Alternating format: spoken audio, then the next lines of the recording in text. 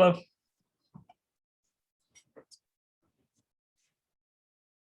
Okay, I'm going to give some time for people to show up. So if you have any questions in the meantime, we have a couple minutes here where I can make some time to take questions. So let's do it.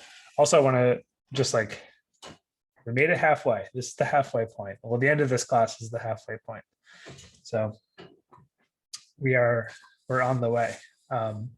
And hopefully you're seeing now, like I said yesterday, that everything that we're doing is building on everything else that we have been doing kind of since the beginning. So the exercise that I'm going to give you today is, I think, going to feel more real than anything we've seen so far. And hopefully that gets you thinking like this is how the pieces are starting to come together. This is how applications get built. They're just like a bunch of pieces. So even really complex apps like the GitHub app or the Tumblr app or Google are actually just a collection of small pieces that are put together. That's when we keep talking about these, the building blocks. That's what we're talking about. Johnny asked, does the code space have a built-in database or you set it up? The code spaces, we're using SQLite as our database. So SQLite is a database that is, rather than be stored, well, all databases store things in files, but SQLite stores things kind of in one file. So it's a special database that typically is only used for local development. And because that's what we're doing on code spaces, that's what we used. Julianne says, what are migrations? So I think I didn't make this super clear yesterday, but migrations are a way to migrate your database from one state to another state. So when we wrote the migration yesterday, we were migrating our database from an empty database to a database with one table inside of it. So I saw some people tried to modify their migrations and then rerun Rails DB migrate. That won't work because a migration describes essentially the step from one state of the database to another state of the database. I hope that helps clear things up. So if you want to change something about the database, you'll have to write another migration. And the way that you do that is you use Rails generate migration and then the name of the migration, and it'll create a file for you to put changes inside of. I also linked in the chat yesterday a Rails document where you can read more about that if you're interested in more about database migrations. Rob says car.all returns an array-like structure of objects. How do you break these out? So yeah, one way to break them out is you can do .first. Another way to use them is you can do .each. So you can go through all of the different ones. Those are pretty much the typical ways that you're going to use them. Either some kind of iterator like each, or a direct access like first.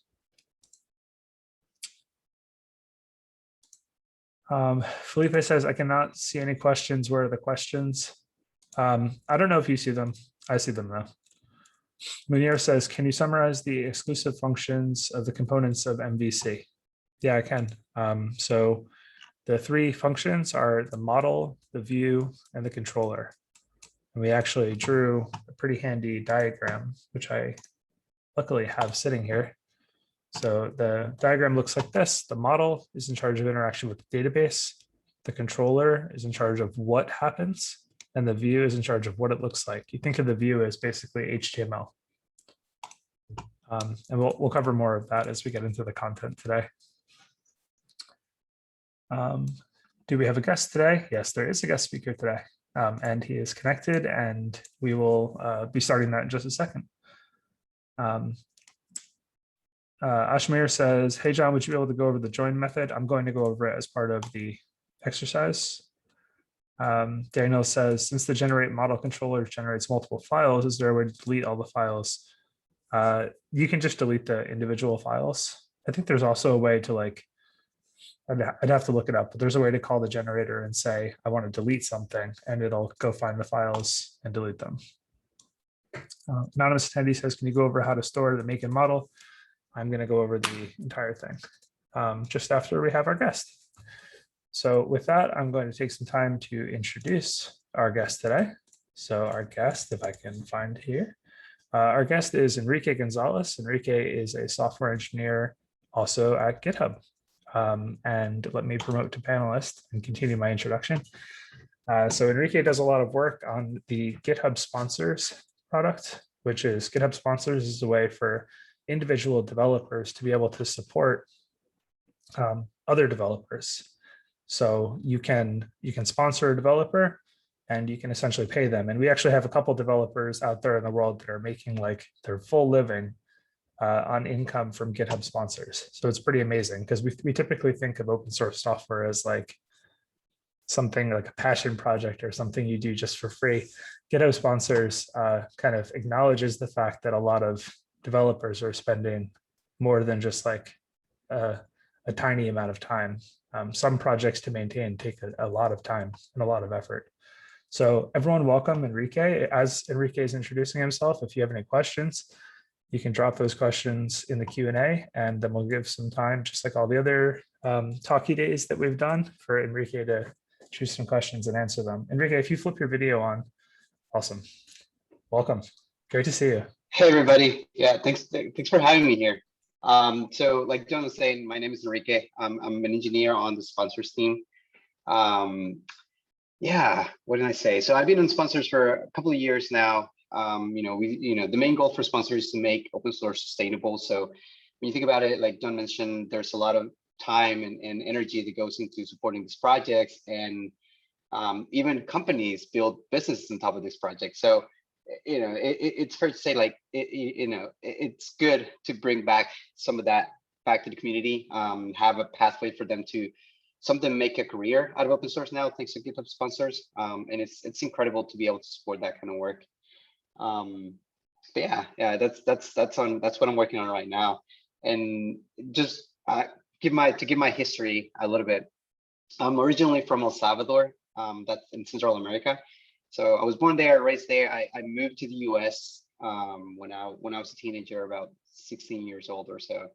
And of course, at that time, it's like, no, I want to be with my friends. Please send me back. But my parents had said no. But it was definitely one of the best things that could have happened to me. It was great. Definitely not a lot of the same opportunities and resources over there, unfortunately. But it was still really good. When I came in here, I have studied English in the past. It was very formal.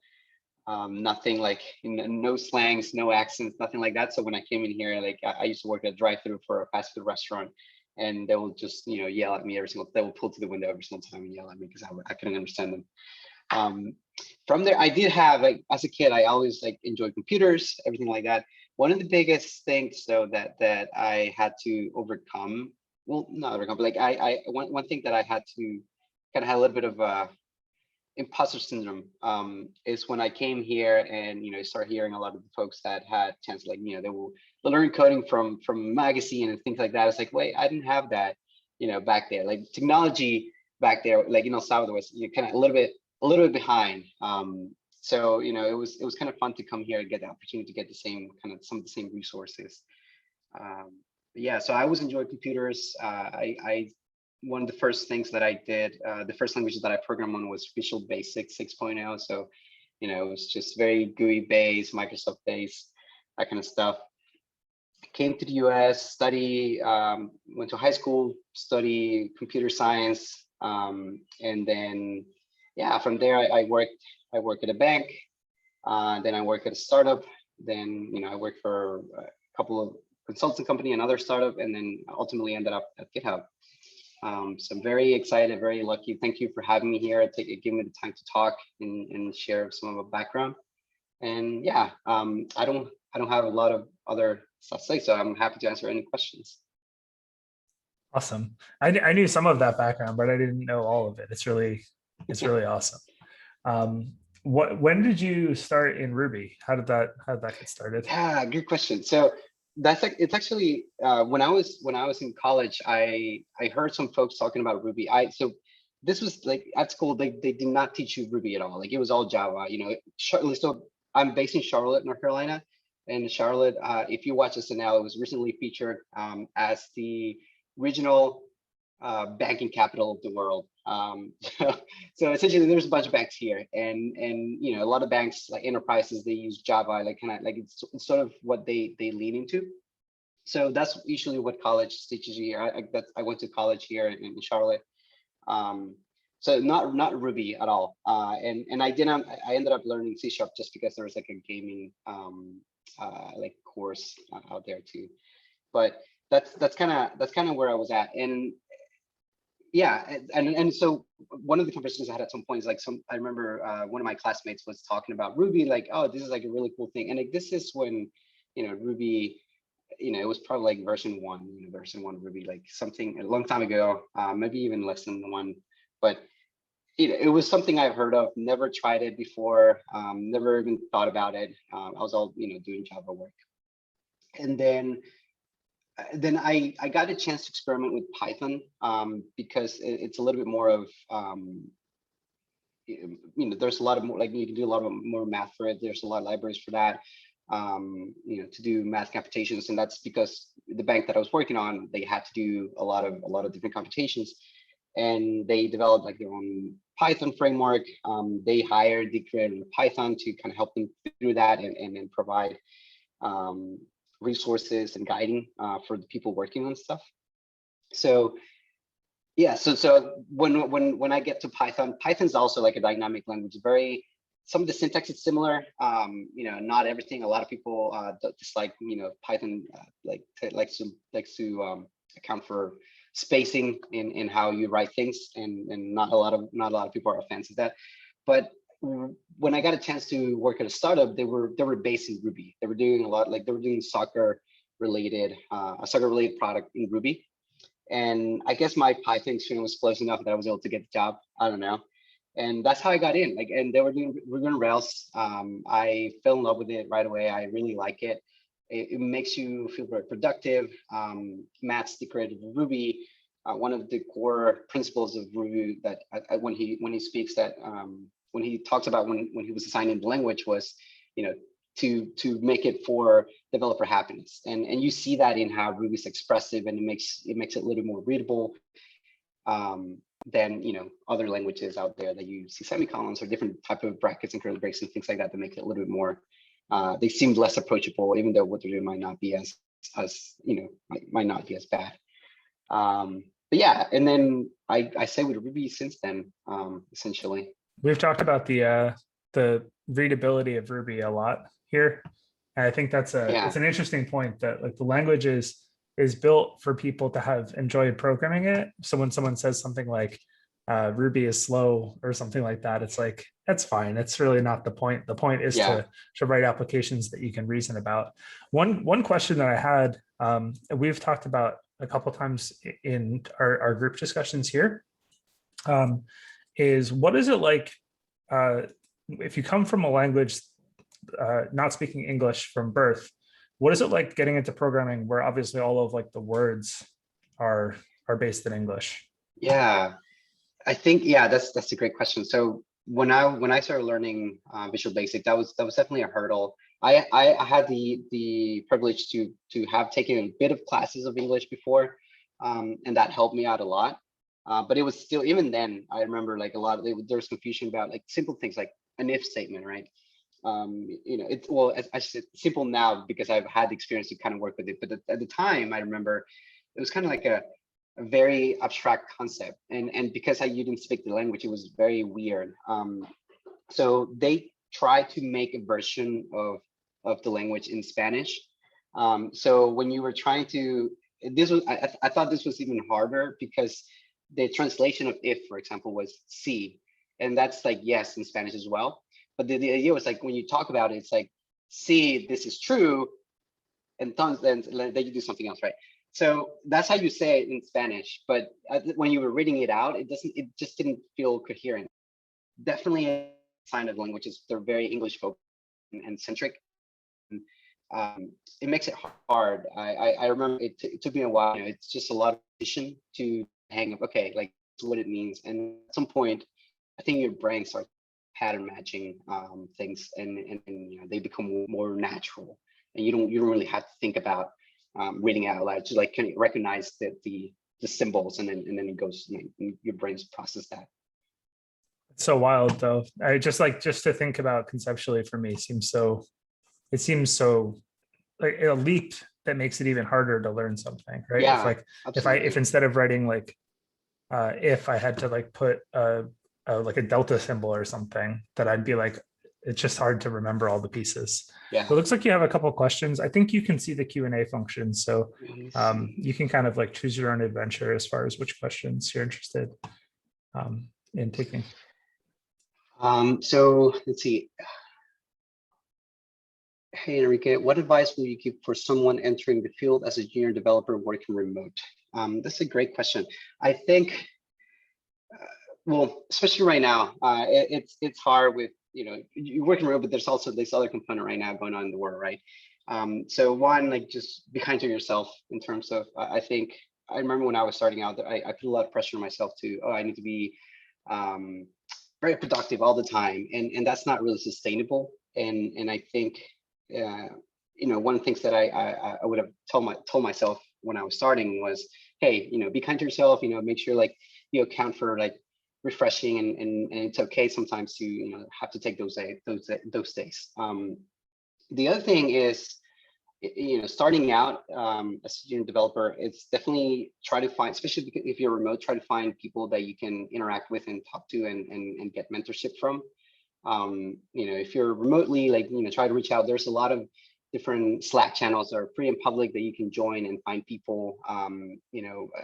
Maybe not right now, but Meetup also usually tends to have a lot of groups of folks that are interested in the same language that you are, or maybe in the same area of development that you're looking to pursue. So finding that connection and interacting with those folks, it's really good, because one, it helps you learn new things. Sometimes, that's how I've learned different things in the past, where somebody will mention at a Meetup, like they will mention, oh, this new feature of the language that just came out, and it's like, oh, okay, let me go start looking at it. That's one. And then also it's a good way to share your learnings back as well. And people really appreciate that, and it's easy to grow together that way. Yeah, and then you also heard from different opportunities from other folks too.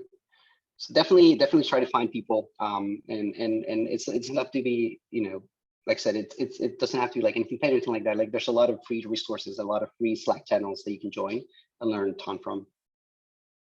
That's a great point. I think a lot of people go to conferences and they bring like a notepad and they're writing down everything the conference speaker says or whatever. Yeah. A lot better path sometimes is to listen for the things that sound enticing, write those just like bullet points down, and then go look on your own. Yeah. So a lot of times like these presentations are just ways to discover new routes, new things to do. Exactly. Yeah. You learn a ton of like maybe something that you didn't know about, and then now you find like a new passion, like something you want to pursue. So definitely, I agree with that. Like just networking, it's a great way of learning and attending things. Let me go look at another one. What are some things you look for when evaluating a projects? Documentation, problem solved, complexity. So that's a good question. I think if you're evaluating a project for something that you want to build, definitely something that I look for is like how maintained it is. If you're trying to build on top of something and it's something that maybe somebody developed as a pet project or something like that, if it's just kind of abandoned, that's probably not a good idea to get it, because it just adds more complexity to your code. Now you have to understand that other code base. Definitely documentation, that's a great call out. Usually if it's well maintained, it has well documentation as well, and it makes it easier whenever you find issues to go and look at things and read documentation and try to solve them. Complexity, this one's a little bit tricky, because sometimes that's why you want to use an open source project, because it removes the complexity from what you're trying to build. So I don't necessarily think complexity it's bad. I think it's just how it hides it. So if it's if it exposes, if the way that it exposes, like how do you use this other project, it's complex, and maybe that's something you want to do. But if it's doing something very complex, but the way that you interact with it is very simple, I think that's actually a really good thing. Because again, like usually you go look for these things to remove complexity from yourself, and and the fact that it has like maintainer, like you can see like how many people are using it or things like that, or something that has a lot of like a bigger community underneath it, it's good because it means like, hopefully if you're running into issues, it's something that somebody already faced and maybe potentially solved. So let's see. Is there anything particular in Ruby development that you will recommend we thoroughly understand? Let's see, trying to think. I think so. Ruby development for the past, we've said it. We said like, it's very like it allows you to express yourself really well, but it also means there's like 1,000 ways to write the same thing, and that could be very complex when as your project grows. So think about GitHub as an example. When it started, it's a small code base to what it is now. It makes it harder to grow if everybody, or sorry, to maintain if everyone is writing very differently. So while Ruby, it's great in terms of giving you the flexibility to kind of write things the way you like. It could also be, it's double-edged sword because it could also be harder to maintain things in the future. So in terms of Ruby development, definitely appreciate that flexibility, but also understand that you have to writing software is kind of like a team effort. So make sure that it's part of your culture, part of the thing, like the way that you write, it accounts for everybody else's. So a lot of stuff that we do for that is, you integrate linters or this other software that runs through code and try to help you maintain a consistent way of writing things. Yeah. Let's see, how old is the oldest good coder that you know so far? I feel that, and that's why I make this question. I don't know. So there's one person that I'm thinking about right now, and he was one of my mentors when I started. He's the person that like hired me when I joined that startup, and kind of I moved to another company. I kind of brought him together, so we followed through for a little bit. And I don't know how old he was. I know he was definitely older than me. I never asked him like, okay, how old are you? But I want to say, and maybe this is giving me bad, not giving him enough credit, but let's say like he was like 48, 50, along those lines. I definitely know there's a lot of other folks that I haven't interacted with directly, but they're past that age at all. And I don't think age should be a stopping point for you at all. I think it's it can definitely, I've seen a lot of folks switch careers after they're like, maybe they grow into, they were doing something else before, they become really good at it, they become too senior, and then they switch careers to engineering. And I've seen that, not to somebody I interact directly, but somebody that I kind of saw from afar. So I don't think it should be, it should be a stopping point, and definitely as long as you, do your best, that's good. I always say that like what really stops people is if anyone's, I'm sure everyone's felt this at some point, the urge to say like some new technology comes along and you look at it and you say like, we don't need that. That's like, and you refuse to learn it just because it's new and you don't see maybe why it should exist. That is how you lose touch with technology, not age. So it's like your ability to kind of like adapt to new things and always seek out the new things and be interested. If you can maintain that, then you can go as old as you want, really. Yeah, I agree 100%. I think it's just, just like with anything, not just development, but like, if you want to keep improving, you kind of have to stay in the loop of what's coming up next for any area. So sign up for Twitter, sign up for TikTok, do all the things. I'm just kidding. But yeah, oh no, it scrolled on me. Let me see. Follow-up question regarding language. Did you experience having to learn English make you any more confident learning programming languages? Do you notice parallels between learning programming languages and spoken languages? That's a great question. It's a little bit difficult to say because, well, it's like a little bit of a different language. It's also, there's no grammar. I don't know. Maybe there's grammar, but like I guess I process it a little bit differently. So I think it did help Like I said, if I had like learned English before and I kind of jump into a language, it would have been even harder for me to even grasp like like the example that I was throwing before, if statements, right? So definitely helped me learn. And in this particular case, it helped me learn English, particularly because language, like most programming languages are English based. So, and then as far as understanding other like grammar structures, it does make sense that, if I try to pick up another language, that's something when you start out, it's kind of easier to identify those patterns. Especially if it's like the same alphabet stuff. So like if for me, like a Latin based language, Spanish and English, if I want to like learn Italian, it's very similar in that sense, versus if I want to learn Japanese or Mandarin or something like that, where like the alphabet's very different. So I think it does help, but to an extent. We probably have time for maybe like 1 or 2 more questions. Okay. I'm just going in order here. Can you share some of the most sponsored projects on GitHub? What are they built on language-wise?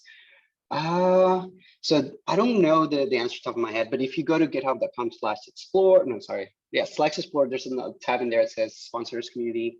So you can look at there. You can see some of the stuff that people like that you depend on. Some of the projects are in sponsors.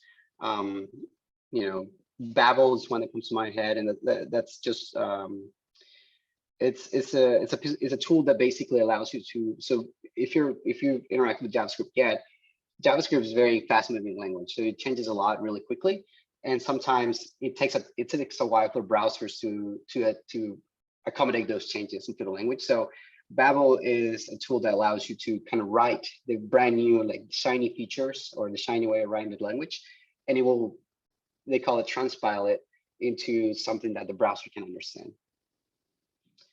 A lot of like large open source projects that about like in the world are a spare time project for people that maintain them. Even things like Rails, they have a core contributor group, but for the most part, the people on that team are not paid to work on Rails, which is amazing that it even works, but that's where we're at.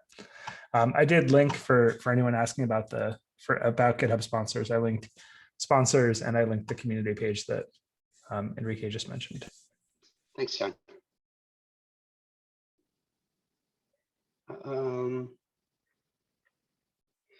What can you, so this is a great question. What can we put on our resume to help us stand out as a junior dev?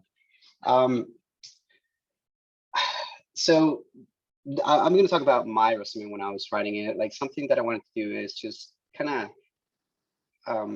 aim for, just a little bit of be myself, in the sense of I want to have a resume that if I was applying to a company, it would be if they look at it and they liked it, it would be a company that kind of aligns with the way that I work and the way that I want to work. So sometimes coming from the bank that I was at, you'll see a lot of the resumes were very formal, very a lot of details, and like the pages are very very tiny font, kind of like very, I don't know, just very structured, very like they look very bland to my eyes. And then so when I did mine, I went to do some color here and there and like to throw a little bit of personality to it. And I thought the way that I approached it was, well, if I'm going to be applying to GitHub, for example, and they're like, oh, I don't like this, they just dismiss me because the resume is too I don't know, too colorful, too different, then it would be maybe it wasn't a good match. So that's the way I see it. And then as far as the content, just you have to be honest. First of all, like it's best thing you can do is always be honest. Like list out the things that you've done. If you're a junior developer, definitely you can list out your projects, the things that you work on the side. For example, this course that you're going through right now, it will be a great thing to add to your resume. So share it in there. If projects that come from it, whatever you do once you're done with the course, and or anything that you do outside of it, like if you want to start building different things, list it out and share your learnings of it. Like not just the list of like I build this Rails, but like talk about what you learned from it. Talk about kind of what problems you were trying to solve, or what problems you run into, and how you work through them. So yeah. Another tip is when you're applying for jobs, I noticed that there's a trend recently on the internet that when I guess everyone's using the same service, but there's like a upload your resume option, or there's a link LinkedIn, or there's like a parse your resume option. If you use either of the latter two, the LinkedIn one or the parse one, what gets actually sent is just like a huge wall of text. Yeah. And it's really hard to parse what you're actually doing or what's going on with those huge walls of text. So like Enrique said, you want to be a resume, literally in a PDF. You want to make sure that PDF is the thing that the person that's screening is seeing, so that Yeah. you can really put your own spin on it. Yeah, I think that's a great call, John. One thing that I definitely prefer, it's like PDFs, just because, you know, not everyone has Word, but PDF reader is usually like very common to see. Like, you know, most machines will have it. So yeah, like definitely make sure it's like, you know, it's usually PDFs. It's more standard. Like it's easier to open up and like even on my phone I can pull it out. It's easy versus, you know, like a Word document or a more proprietary type of document. And yeah, and also to add on to what John was saying, I think the fact that you also took the time to upload the resume is a little bit like, you know, so it also shows that you were like you care about it, you were looking at it versus, you know, you could write out, like some people write automations, like especially like bullet recruiters will write automation tools and kind of start sending things, like uploading things out. So it looks, and sometimes the parser doesn't work correctly, so whatever you wrote might like look differently. So yeah, definitely take the time to prepare your resume and then kind of upload it to like find. I tend to go look at the company website and then see if they have a posting there directly rather than going to like a different, like, you know, I think Indeed or whatever, and then Don't post go it to through Indeed. that. Yeah. Yeah.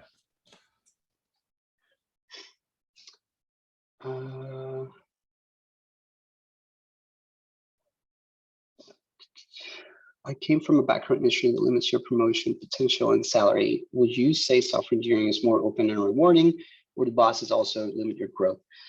That's a great question. Yeah, I definitely I was also in a similar industry in the past where, yeah, it was it didn't, there are not a lot of incentives to promote you or you know, build you up.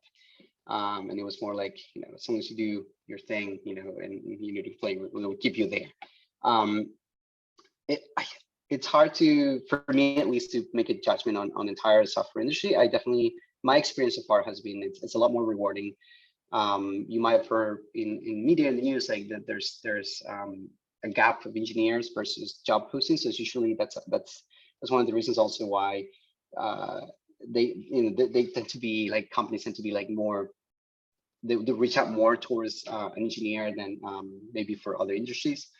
But yeah, I think I'm currently in my team particularly, it's been, you know, a very supportive environment in terms of growing me, and I think that's something when you're applying to companies, you know, you will learn that too, and maybe that's something that you can ask some of the interviewers as well, like, you know, how they like that's a great question for them, I think, like how they've seen like the company support their growth in their career. But I do think, like, at least in my experience, it's been that way. I was in different industry before where it wasn't, and right now, yeah, I do see more support towards that.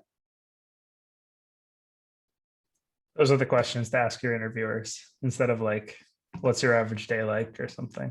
You know, Yeah. focus on most interviewers are pretty candid when you ask them questions. Okay, I think we have time for one more question.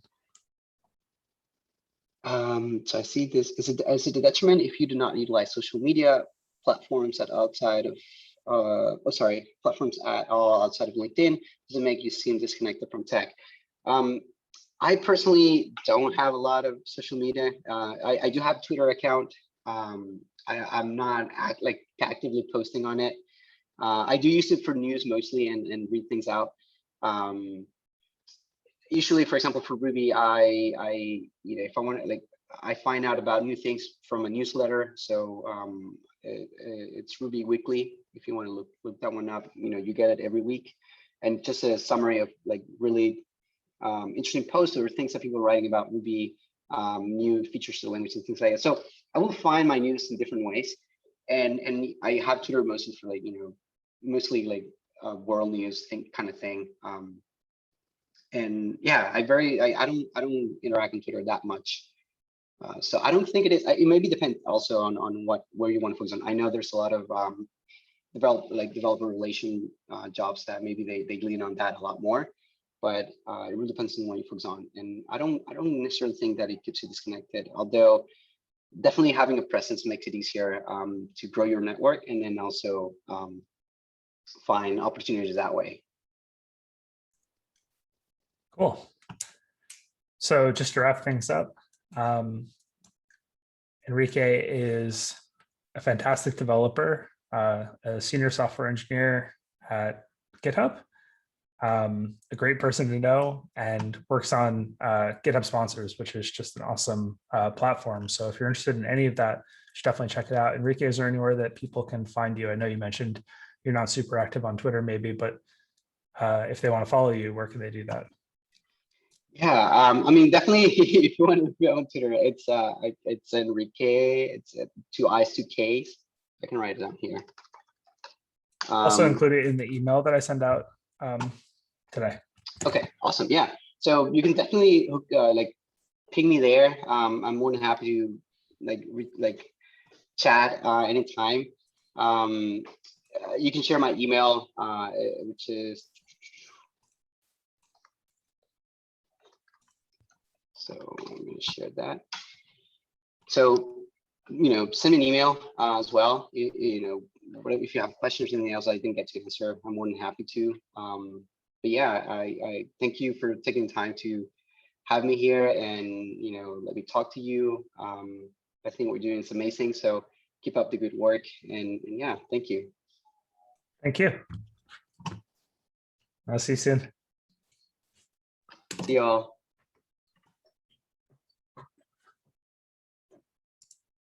Awesome. So again, just like normal, if you're into everything Enrique said, which hopefully you are, you can feel free to give him a follow. I'll send out the link after the class too, if you missed it. Enrique is great. Nothing else to say. All right, so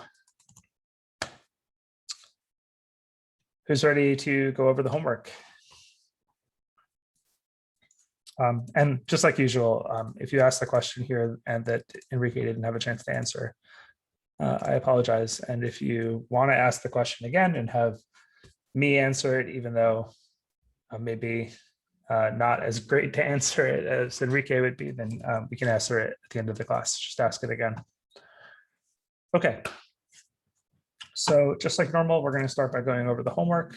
We're going to spend some time on that homework, and then we will get into a bunch of new stuff. This is going to be, if you thought the homework was hard from yesterday, the homework from today is definitely more involved. But I think it's the last homework that will be like, at least for a while, is the last homework that will be like a massive jump forward. So we're going to be covering a lot of material. We're going to be talking about relationships between different models for a bit. And then we're going to talk about views in Rails. So we have a lot to cover. Let's start with the exercise. Also, like I said before, we're halfway. So great job. Okay, so the exercise says it wants us to create a new model to store information about cars, including their make and model. So what that indicates to me is that we're going to want a car model. So we can do Rails generate model car. And as I'm going here, feel free to drop questions and I'll do my best to answer them.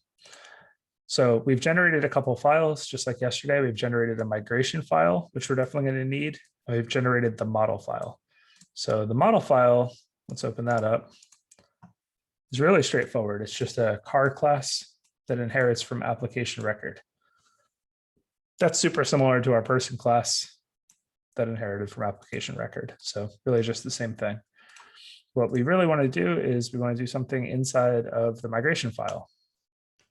So kind of pre-filled for us in this file is a class that inherits from active record migration, and then a migration method, which is called change.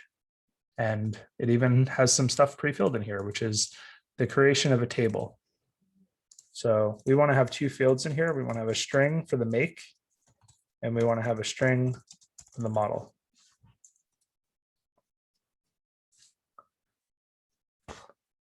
Okay. I'm going to erase these timestamps just because I think they're maybe confusing for all of us right now. So I'm not going to include that. We will probably talk about that later in a different class. So does this make sense to everyone as far as what I wanted to do with the exercise? So create a new model that stores information about makes and models of cars. We've created a model called car with a make and a model field. Yes, if you, Ruby does a very good job of doing things like that. So if you do generate model cars, for example, it will tell you that you probably want generate model car. And that is because the names of models are always singular, as opposed to controllers that have a pluralized name. Okay. Question is, when are we going to use DB migrate? If you already have a migration file and I added or removed a column, do we need to use migrate? If you need to add or remove a column after a table is created, you will need to write a new migration. I put a link in the chat yesterday where you can read more about migrations if you're interested. So now we're going to run Rails DB migrate. And when we do that, it goes and it creates the table. There's actually a special file that we can look at, which might be interesting to take a look at real quick. There's a special file in the DB directory called Schema. And this file kind of gives an idea of what the current state of our database is. So we have the table that we created yesterday, which is our people table. Has a first name and an integer age. And now we also have our new table in here, which is a string make and a string model. This is a super useful file because it also lets us create the database from nothing, essentially. Someone asked the question, how do we know when to use capital car versus lowercase car? Yeah, so capital car is the one that represents the class. So if it's a capital, that's typically talking about the class car. And when you talk about lowercase car, you're talking about an instance of the class car. So remember, car, the class is kind of like the definition of what a car is. And if I talk about lowercase car, I'm talking about what you get when you create a new car. Okay, so this could be called Lambo, or it could be called car.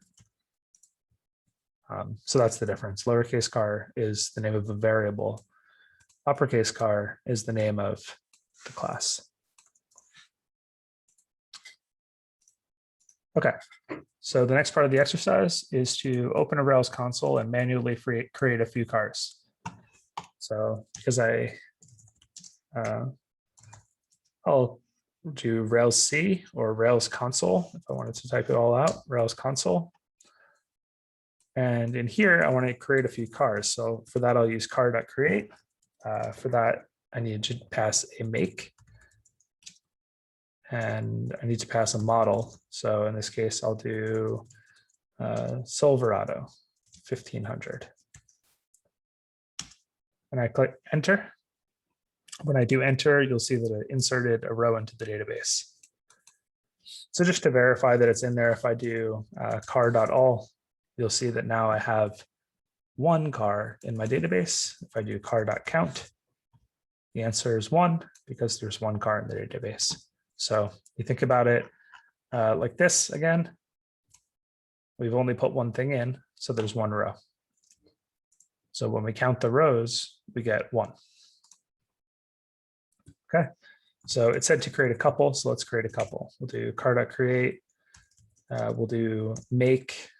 The make here is going to be a Lamborghini, and the model will be a Diablo. So we've now inserted into cars a Lamborghini Diablo. Yeah, I do. I do drive a Silverado, so that's a good guess. And then let's do a Jeep Wrangler. Okay. Jody asks, is there any preference between single or double quotes in the terminal? No, there's not. My advice to you, and I realize that I'm not always going to follow this advice just because my hands don't let me do it, is to always use double quotes. That's the standard everywhere. Just always use double quotes for everything. Don't do single quotes. It means something slightly different, which I can go over. Basically, like how we've learned about interpolation like this. This doesn't work with single quotes. So I've done it just because it's built into my muscle memory to do it. I will try to avoid that, but it's really hard to not do it. Someone has asked me to add a Tesla. We'll add a Model Y from Tesla. And then just for fun, I'll add a Model X too. Okay.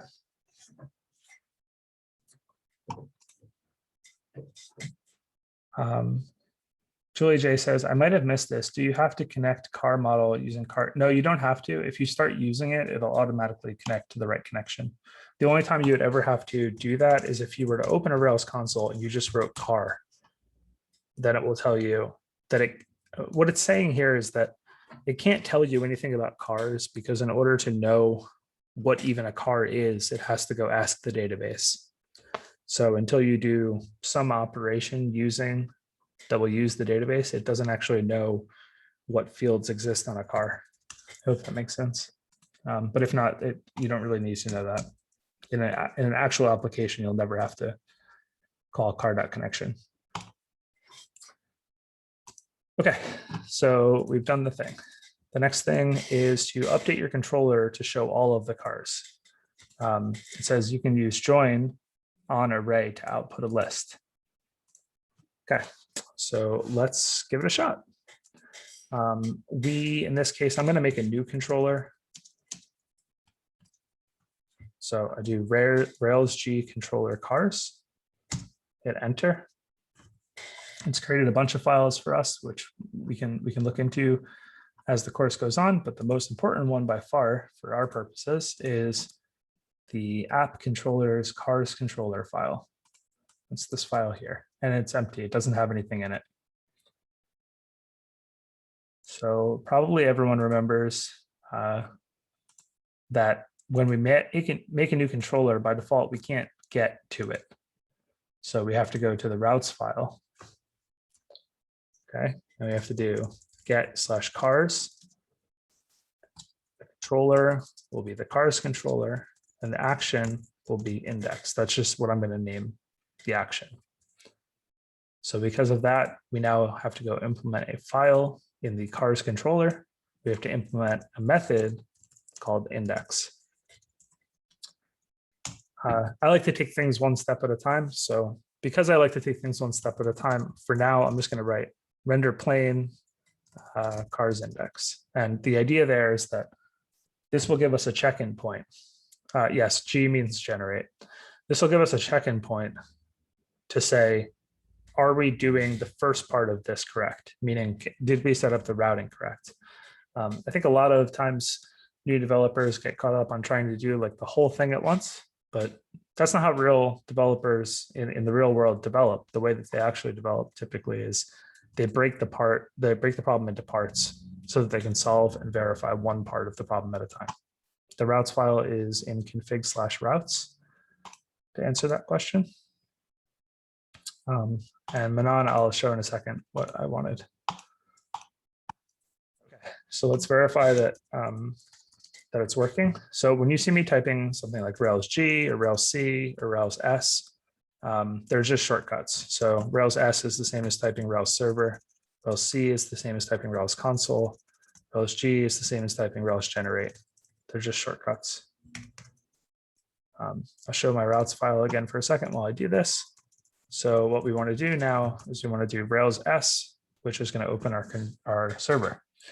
When we do that, we get prompted by the code space to open in browser. So I'm going to click that. While it loads, I'll go back here so people can take a look at what's going on. Someone says Rails G controller instead of Rails G controller, cars controller, both will work. It doesn't make a difference. it makes no difference. They work the same way. Okay, so let's go to our /cars endpoint and look, we got cars index. So the first part of our solution is working, meaning we're able to successfully route something in the URL to make it output something on the page. Okay. So now the problem, that's not the end of exercise 1. The rest of exercise 1 says, we want to show all of the cars. So we can use join, which is a method on array, to output a list. Okay, so let's do it. Instead of render plain, I want to render the list. So then I need to create a variable that will hold the list. Okay. So there are many ways to solve this problem. The way that I'm going to solve it is I'm going to write car.all. And then I'm going to do .join. Okay, so let's see what this does.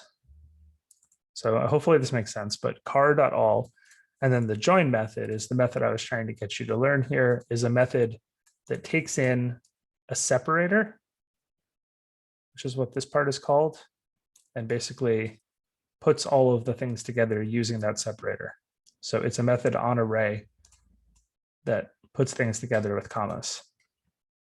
So if we go over to the browser, we can see that in action. We're getting kind of a weird output because my font is so big, but the way that it's working is that it's outputting something super confusing that doesn't look very nice. And then it's outputting that comma space, just like we wanted. And then it's outputting another. And what this actually is this is like the representation of an object. So when you see something like this, this is the object. And the reason it's doing that is because we haven't told it to output anything specific about a car. We've told it to output cars. So what it has done in order to make that happen is it's called, imagine you had a car, it's called car.toS. And that 2s or to string implementation looks like this. Does that make sense? We're not, we haven't told it how to output a car.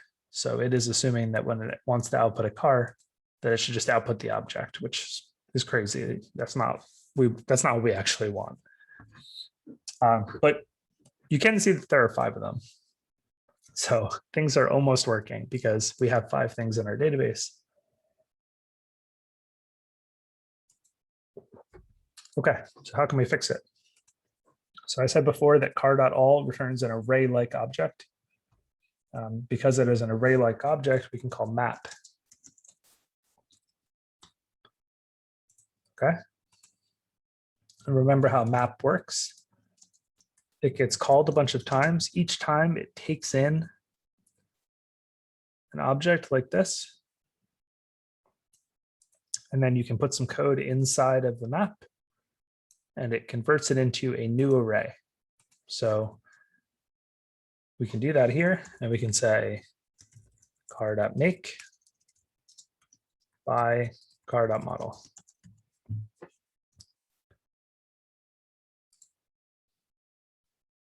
Okay, let's run that. And you'll see all of our output here.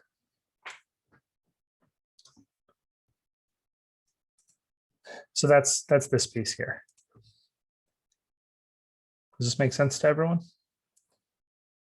If you want to break it up into more pieces, we can say cars is car.all. And then we can say the list is cars.map. And then we can say the sentence is list.join. This is how it actually breaks apart.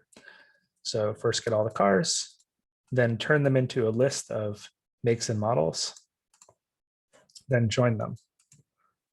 And actually we can do even better because we can take this logic here, this string, and we can get rid of it. We can actually go move it into the car model. So let's go do that now. Let me get some of these files closed. So let's open up that car model, which is again an app models car. And in here, I'm going to put a method. I'm going to do make and model. And the implementation here will just be make by model. So this is a method called make and model on a car that returns a string that describes the make and model of the car. Now, if I go back to my cars controller, this implementation turns into this. So hopefully this makes it even clearer. These are all the cars. This is a list or array of the cars, make, and models. And then this is joining them together into a sentence. And then this is outputting the sentence, render plain sentence. So if I run this, same output as before.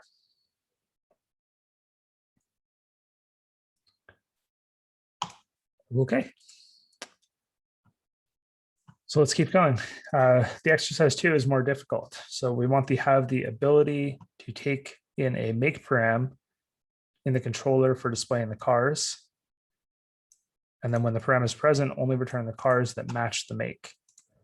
So the easiest way that I know to do that is we'll create a second route. Now remember, this route is going to take in a make. Oh, I just realized that these are backwards. It's model by make. Okay. It's going to take in a make parameter. The controller is still going to be the cars controller, and the action this time we're going to say is like index for make. Okay, so we have the index, and then we have index for make. So let's go add one, index for make. Okay. And so I'm going to do the same thing I did before. We'll do render plain. We'll do index for make. Let's just verify that that's working correctly. So I would expect to be able to go to cars / Jeep. And when I do that, it says index for make. So we know, good, it's working. Okay. Now I'm going to copy the implementation from index because I'm guessing that we're going to end up with something pretty similar. Okay. And all we want here is instead of, let's take in the make, which is going to be params square brace of make. And then instead of all of the cars, we want the cars where the make is the make that was passed in.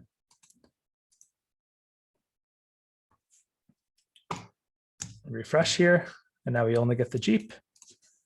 And we go back to that base URL, and we get all of them.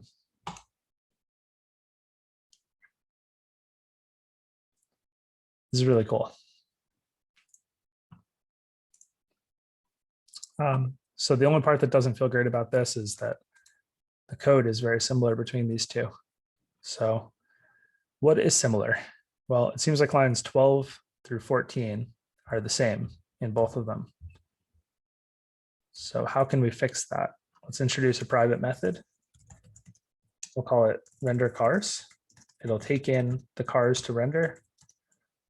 And then we'll take this and we'll drop it in there.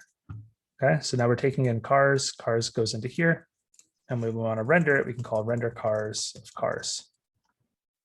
We do that here. And then we can do that here. So now we've taken our implementation and we have dried it up, which stands for don't repeat yourself, DRY. Okay, I'm going to start answering questions, but I promise not to teach anything new for the next, I don't know, 7 minutes. So until 6:07 Eastern. But I see there are a lot of questions, so I'm gonna spend some time answering those. Okay. Julie says, is it convention? I will show the routes file while I read it. Julie says, is it convention to break up controller and action in the routes.rb file versus using get cars to cars index? No, there's no convention really. The two I would say is probably more common, but this works. It's the exact same thing. I would actually say that the two gets turned into this version by Rails. So it's just another shorthand. Anonymous attendee says, does it slow down efficiency if you have multiple controllers? The answer is no. The routes file basically has a mapping of like all of the conditions that are needed to the controller in action. So you can have as many controllers as you'd like. Ernest says, John, are we supposed to create a controller for each model? No, not really. I think a lot of times it ends up that way, to be honest. Like you end up with a controller for each model, but that is not, it's not on purpose. There's, it's not a necessity. Sometimes you'll have controllers that don't have models. For example, the home controller that we created, home controller typically is the name of the controller that you use for like the home page. There's not a home model, there's only a home controller. So the answer is that often you'll have ones that match up, but not always. Manon says, if we had written a method 2s, would it override the default 2s? Yes, it would. So the question is, if we on car, instead of calling make and model this, we had called it this, then would the original code have worked? And the answer is yes. I think it's not very clear to developers that it would work this way, but it would work. So I would say don't do it, but yes, that would work. That is how things work. Anonymous attendee says, what does where mean/do? So for that, I'm going to open a console. I would also recommend looking at yesterday's session as well, if you haven't, that can talk about where a bit. So if we do car dot all, the query that gets generated is one that selects all of the cars from the table called cars. And you don't really have to know SQL to read this, but select all of the cars from the cars table. If I do car.where make is Tesla, now I am instead executing a query that is select cars from cars where the make is Tesla. So what where does is it essentially takes your spreadsheet, and when you say where name equals John, it filters to only the rows where the name is John. Anonymous attendee says, can you please go slower? I want to go slower.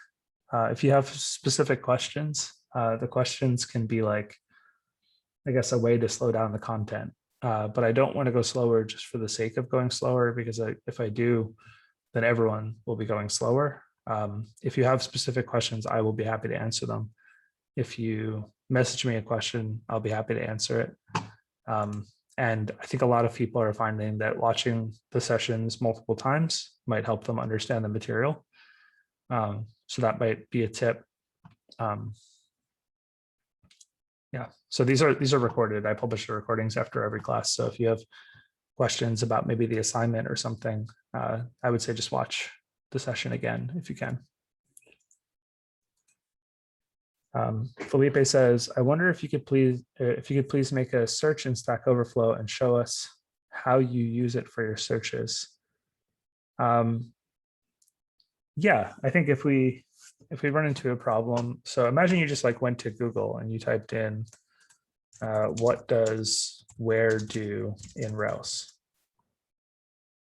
So what you'll find is either something from somewhere like Ruby guides, or you'll find something from Stack Overflow.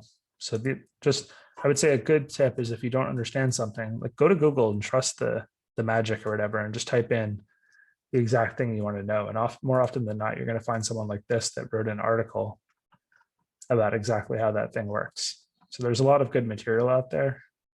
You just have to kind of buy into the fact that like the internet is magic, and that things are out there for you. And if they're not, then message me and I'll try to help. Andrea says, will it throw an error if it can't find make in the database? No, it won't, because remember, when you do a where on something that doesn't exist, you get an empty set. So if I go here to something that doesn't exist, it's going to just be, it's going to take a second. Oh, my thing shut down. My Rails server, I closed it. So Rails, if you get that 503, it's because your server is off. So if I do that, it's empty. Okay. If I do something that exists but has multiple, then we'll get multiple. Andrew says, I tried to have multiple render in the method. You can't render multiple times. So we're going to see it today how to create a view, and that's the answer for how to get multiple things to show at once. Luis says, can you show the controller again? Ken?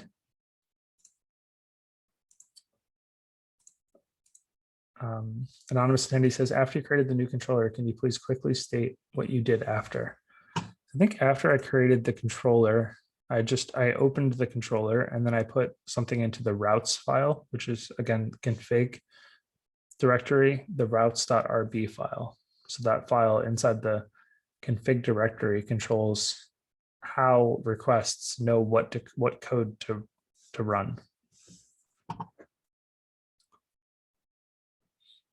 And this is another case where I'd say like, I know it's a lot, but if you go back and you watch the recording and you go to that section, you kind of watch it a few times, it might make it click for you. It's all about like finding like a couple of times, then all of a sudden, once you do it, you're gonna understand it.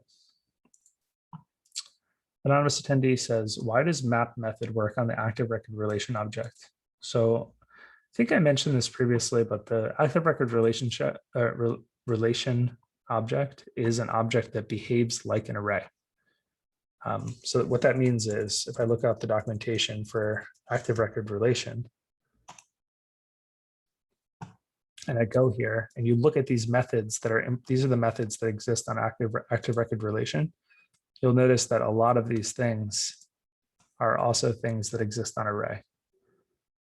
So the reason it works is because it has implemented the methods necessary in order for map to work on it.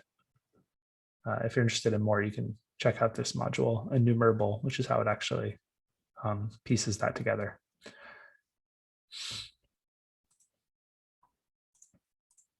Okay, cars controller, yep, that's right here. Courtney says, what topic should we read about to help us during the course? I would say that there's Rails guides is very helpful, because this is the page that has kind of the intro to all of the different things we're talking about. So for example, we talked about migrations. This would help you. This is the basics document for active record. Today, we're going to talk about associations. So you would click in here and this will give you a bunch of detail on how associations work. But I would also say, like, don't overload yourself. You know, if you try to go find everything, you're going to have a hard time. You want to focus on the things that are providing value to you and are like kind of getting you to a place where you can use them.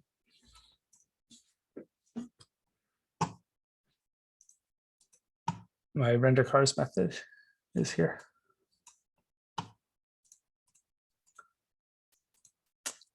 And Sula says, this is so cool. Yeah, I agree. This, I mean, it's awesome.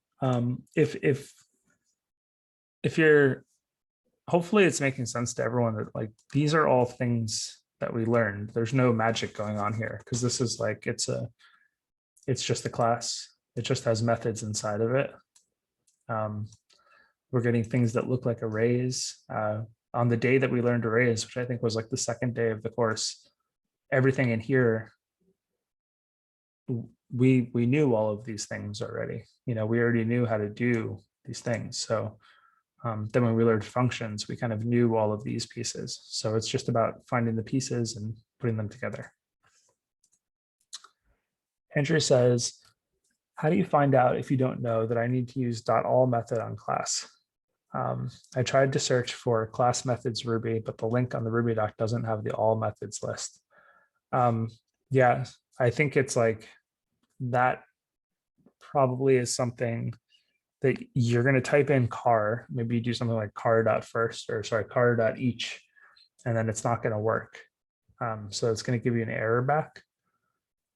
That's kind of like why classes like this help, is because we're going to get you past the point where you've used a model, you've used the all method, Also, realistically, for like a lot of times, you're not going to, the all method in particular, isn't, you're not going to use it very often. So imagine your database is like super large, you're going to have millions of cars in your database. A lot of times you won't be using car.all. Doesn't really make sense for to show everything at once.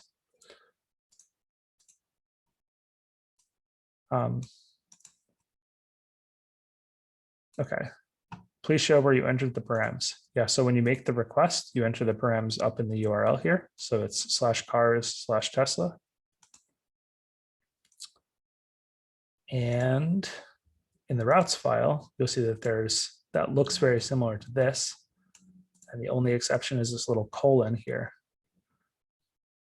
Okay, and what that colon means is that they want to take this thing and make it available so that when you type something like /cars/Tesla, it makes the make part available inside of this thing, params of make that you can access from inside the controller. And remember, we covered yesterday, that's how you get data from the URL into the controller. Johnny asks, why use private and not public? The reason is because this is it's not in action. It's only used by other methods inside of this class. So that's kind of the perfect use of private when you have some kind of behavior that is only specific to callers from inside of this class. So these are the public methods, and then this is the private method, which essentially only needs to be able to be called from inside of the other actions. Zaya says, is the controller communicating with the model to access make and model method? Yes, it is. So when you call car.make and model, that is calling this method that we defined on car. It is make and model that returns a string, and that string contains the model and the make, which are just calling the database fields model and make.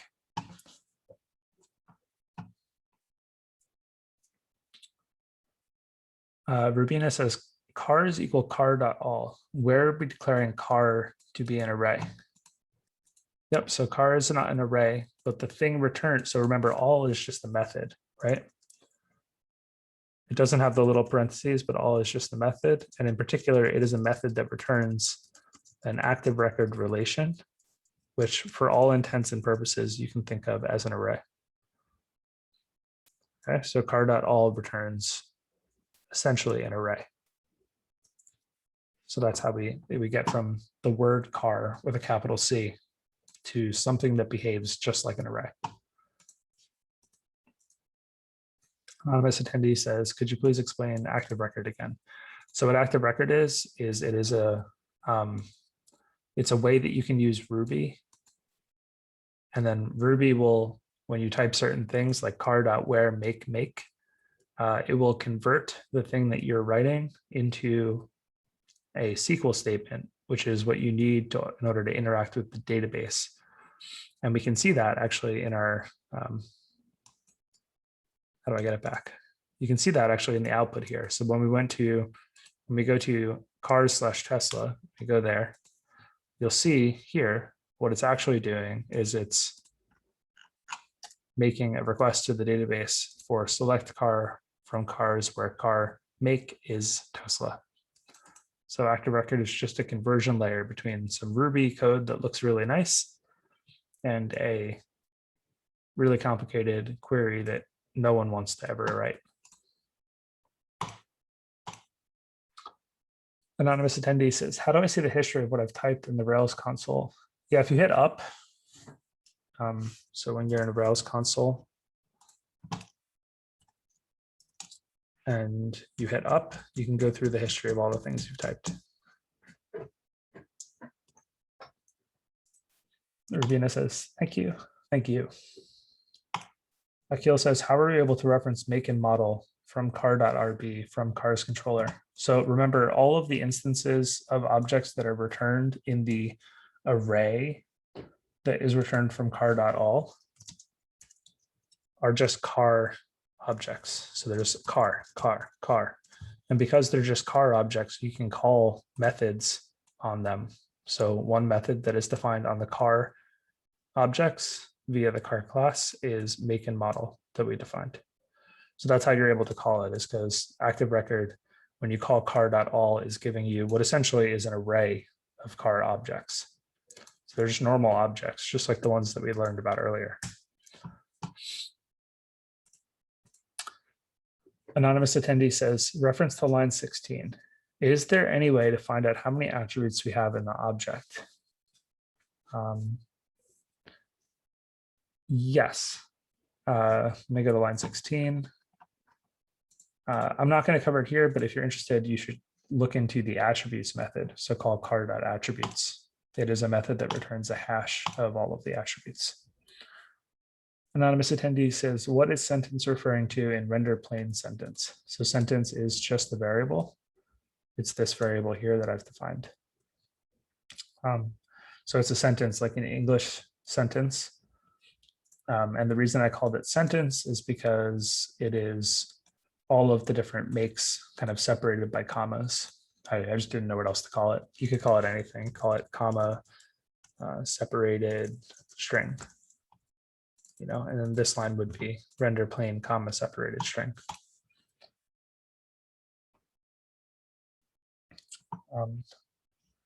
Anonymous attendee says, can you add an English sentence before that sentence? Sure. Yeah, you can. This could be inside of an interpolation. You could say cars are. You can do anything. You can do anything you want here. Cars are thing. And we'll cover today views, hopefully, if we have the time. That will be an easier way to do that.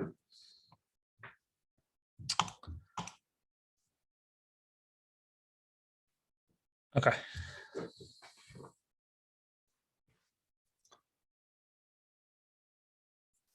Do we keep going?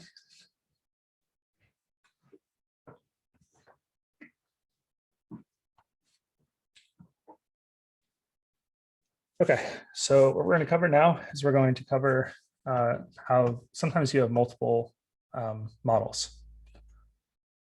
So we're going to create a couple new models, and I'm going to show you how we can create relationships between them.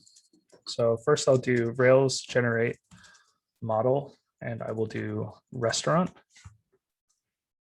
So I hit enter, and it's going to create my restaurants table and a restaurants model. So let's open up that restaurants migration. And here I'm going to do t.string name. Okay. And I'm going to run Rails db migrate. So now I've created restaurants. Now I'm going to show something that I think we talked a little bit about yesterday, but I'm going to do restaurant dot create. And I'm going to create a restaurant called Al's. And look what comes back. So it comes back with the name Al's, but it also comes back with this ID. Okay, so this ID is automatically generated for you. You can think of it like a, yeah, like Isaiah says, it's a number that kind of represents this individual restaurant. It doesn't change. So if you have row 1, row 2, row 3, and then you delete row 1, 2 and 3 stay where they are. So it is, you can think of it like a number that specifically is talking about this row in that giant table or database table. Okay. Now I'm going to create another migration. I'm going to do Rails another model. I'm going to call it review. So I've done the same thing. I created another migration file. I'm going to open that up. And in here, what I'm going to do is I'm going to do t.string comment. So this will be the thing that someone wants to maybe say in a review. Comment.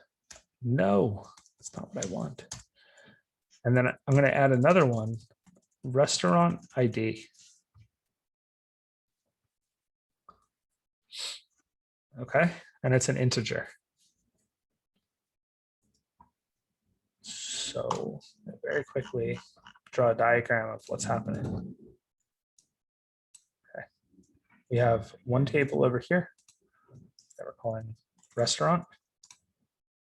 And like we're just saying, it has an ID field. So we'll put ID field here. And it has a name field. Okay. And then we're creating another object over here.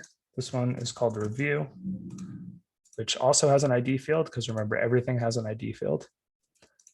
It has a comment field. And now we're adding an extra field called restaurant ID. And the reason that we added that extra field, restaurant ID, if you think about a review site, reviews are about restaurants, right? So we added this restaurant ID field because what we're going to put in it is actually the ID value of the restaurant that the review is about. So you've probably done this in the past with like Excel spreadsheets or whatever. We have an ID over here in the restaurant, and then we're placing that same ID over in review. And the idea is that now we can do something like .where restaurant ID is a certain restaurant ID, and that will allow us to look up all of the reviews for a certain restaurant. Okay. So just like our cars example could have worked this way too. It's like you could have had make over here and models over here. It's whenever you have one thing that needs to reference something else, you'll add a field. And in particular, that field is going to be named a certain way. It's going to be named the name of the other model, then an underscore, and then ID. Does this make sense?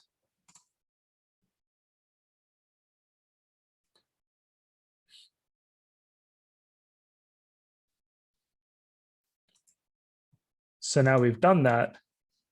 We've created this other model. And if I type in Rails DB migrate, we're now going to create the reviews table. Okay. And then what I'm going to do is I'm going to open up those models real quick. I'm going to show you some stuff. So let's go in here. Let's go into restaurant. We're going to use a special method in Ruby, or sorry, method in Rails on restaurant. And we're going to write has many reviews.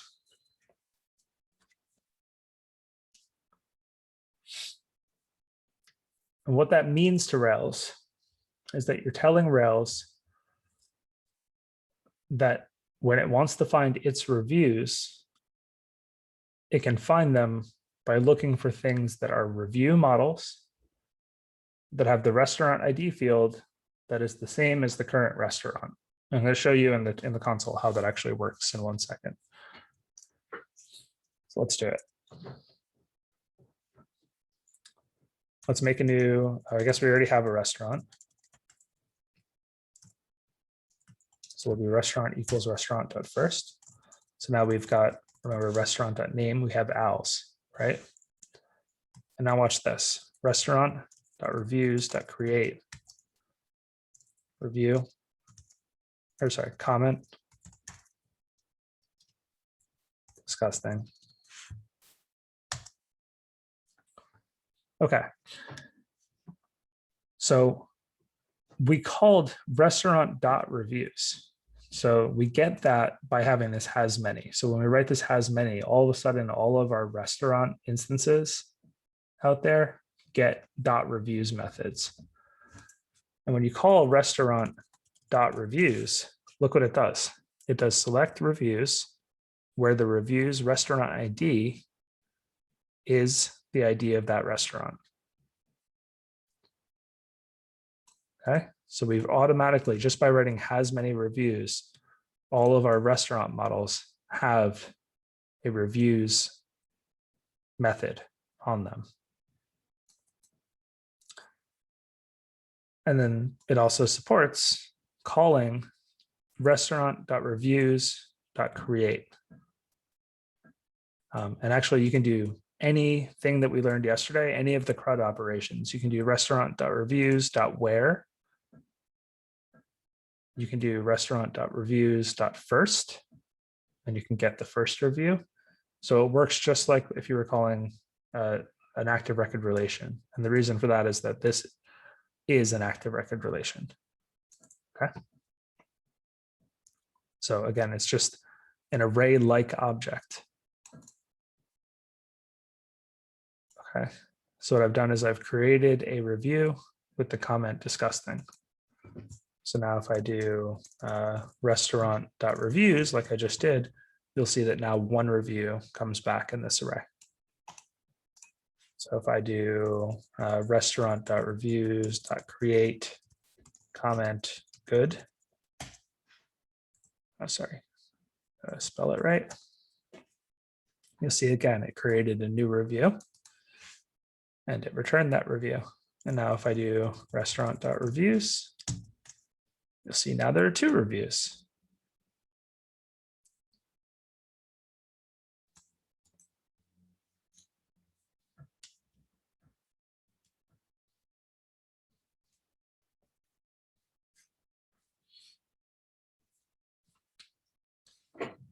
So imagine I had a review object and I said review.first.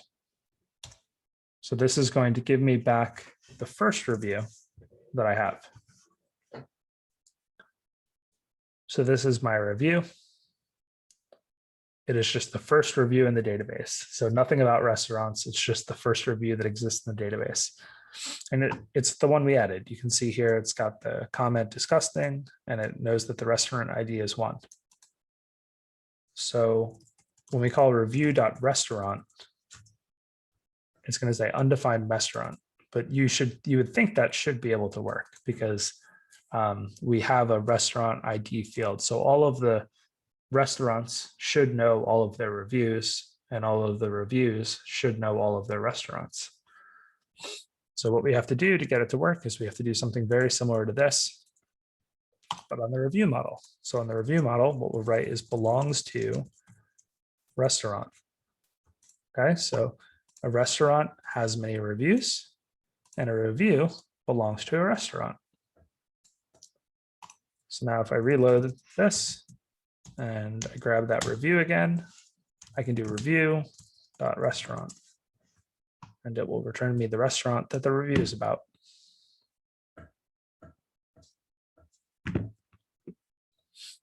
So now I can even in here, if I wanted to, let's say I said print review, I can make a method that did something like this. This is a review about restaurant.name comment. So we're going to say this is a review about, and then I'm going to output the name of the restaurant using restaurant.name, because now remember we have a restaurant method that refers to the restaurant we just loaded, and then the comment. So if I reload and I grab that review again, I should be able to call review.print review. This is a review about Al's disgusting.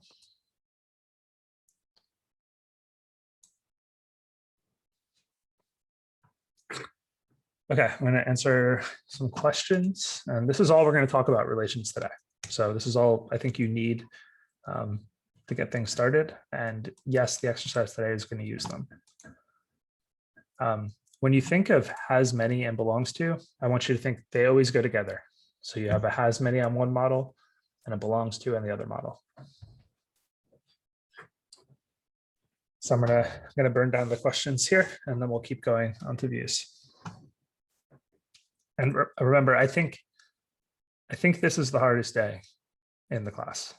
So don't be upset if you're not getting it. And on Monday, I'll spend probably the first half of the class just working through this exercise. But you should put in the time to try yourself. Anonymous attendee says, do you ever add the methods via the terminal? Oh, I see what you're saying. You can do that. I won't be teaching it in the class, but it's definitely a valid way to do things. Johnny says, is it a relation one-to-many or many-to-many? So if you're interested in those terms, a belongs to is a one-to-many, and a has many is a many, has many is a one-to-many, and a review is a many-to-one, but don't worry about that. Anonymous attendee says, could you please explain again? I couldn't understand. Yes, I can try. So there is a review. And remember, this is what the table looks like. We've created one table called restaurant, which holds all of the restaurants that has an ID and a name. And then we've created one table called a review that has, the same kind of a thing. It has an ID and it has a comment, but it also has a special field on it called restaurant ID. The reason that field is special is because the thing that's actually stored inside of it is a number of the ID of the restaurant that the review is for. So it's the same thing as if you created maybe you created a spreadsheet, and let's say one of the things so it was like people that are going to a summer camp, and one of the things in the spreadsheet, say each spreadsheet item represented a camper. Maybe one of your columns might be something like counselor or troop. That's the same thing that's going on here. We're creating a reference to essentially another list of things. So when you say troop, you're really saying restaurant ID. You're making a reference like between these two things. So if you created like a list of if you created a spreadsheet of all of your reviews, and there was a comment, and then there was the name of the restaurant, that's really the same thing that we're doing here. Okay, I hope that makes sense. And then the way that we set that up in Rails is we use belongs to on the thing that belongs to something else. So in this case, a review always belongs to a restaurant. A review, the object review belongs to the object restaurant. And on the restaurant side, we use has many. And the reason we use has many is because a restaurant has many reviews. And I can actually, I don't know what, if you tried to create a sheet, like I can't actually do it because I'm not signed into Google, but if you tried to create a sheet, imagine creating 2 sheets. So you had a restaurant sheet, and it looks like this. It looks like 1 Al's, 2 Johnny's. Okay. And then over here, you created a second spreadsheet. And in this spreadsheet, you said disgusting. And you wrote restaurant 1.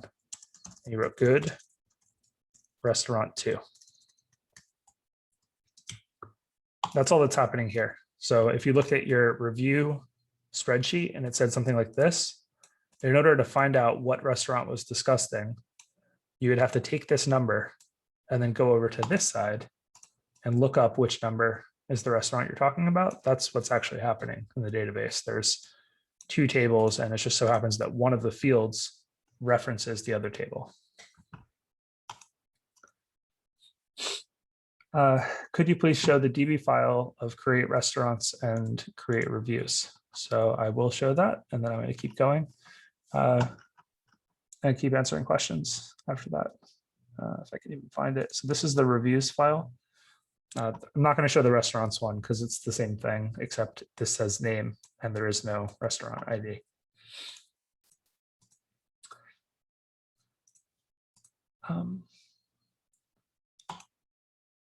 So yeah, has many and belongs to are linked because they're kind of the inverse of each other. Has many is, I'm saying,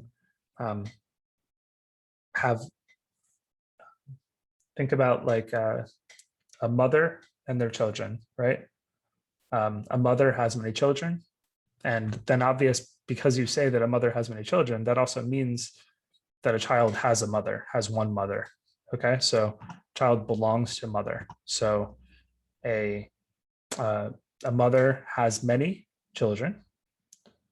A child has one or belongs to mother.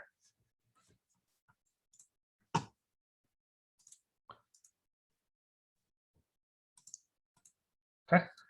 What this topic is called is active record associations. So if you're interested in looking that up, and the particular associations you want to focus on, again, are belongs to and has many. Oloason says, it is basically the model name underscore a field for the relation. Yes. So this is the name of the model, but with a lowercase, and then an underscore, and then ID. Always ID. So by saying has many, you link the class restaurant to create reviews. And in doing that, you can access restaurant.reviews. You got it, Luis. That's it. Sewell says makes sense.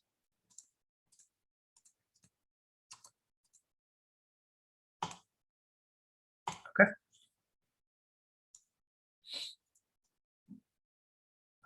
Yeah, I think Felipe, that's a really good point. So Felipe is basically saying that I understand now why it's so important to have a very clear what a software has to do before starting to write code. This is why it's so hard to get into coding. It's like, oh, you want to write a web application? Like sit down, let's learn what a database is. Like we have to build these things up. This is part of doing it. It's a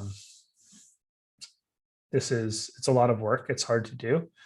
But at the end of the day, like, I don't think it's an understatement to say that like that developer as a job like is the new or future doctor. Like there's nothing else in the world where you can put in a lot of effort and put in a lot of emotional and mental energy and essentially like earn an income, a very good income from your house.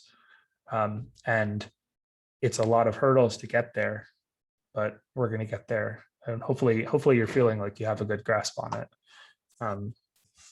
The way that you should feel, I think, is that I hope is that every day you come to the class and you think, oh man, I just got caught up on the last thing, or maybe I just finally understood the thing 2 lessons ago. That's what we want. That's how we want to keep it moving. We have 16 days together. We have a ton of material to cover. So the way that you're going to get it is by staying with me. You want to be 1 or 2 lessons probably behind. That means that we're, I think, pacing the course correctly.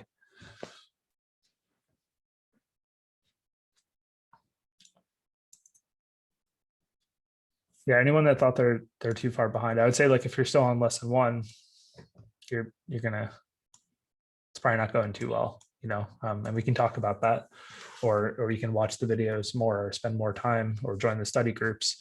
But if you're 2 lessons back and you're kind of still trying to get caught up on what Rails is, that's fine. It's all good. That's how you push yourself. So restaurant just has ID and name. Yep, that's right. Anonymous attendee says, I'm here because I want to earn a very good income. That's all. Does that make it bad? Does it make it bad? No, it doesn't make it bad. I think that when I got into programming, I was young. So like I did it for different reasons. I did it because like it was a puzzle that I thought was interesting. And actually back then, like computer programmers weren't really even paid well. I think it's okay. It's perfectly fine to be a developer now coming into programming because it pays well. I think you'd be hard pressed to find that like if you talk to 10 doctors, they're not all going to say that they're doctors because they want to heal people. A lot of them are going to say that they're doctors because either their parents made them do it or they know that doctor gets paid a lot. Yeah, information overload is great. It's like going to the gym. Like if you go to the gym every day and you only lift or run as far as until you get tired or until you start sweating, then you're not really exercising.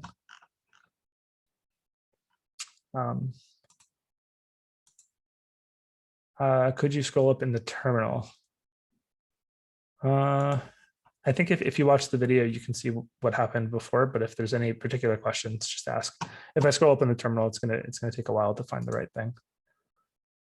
If it says command not found when you run in the terminal, you are most likely not in a Rails console. So just write Rails console, and then you'll be in the right place. Felipe will not be covering that. But we will be covering how to use and create APIs. So you'll have the foundation to connect to any information you want. Anonymous attendee says, so we'll do all the assignments in the same Rails app. Yeah, I know a couple of people out there have decided to create separate assignments. If you prefer to work like that, that's certainly a nice way to work. So the way that you would do that is you would create Rails inside of a folder. It's fine. Other than that, you can continue to use the same map, and I'll do my best to not make anything that conflicts with other lessons.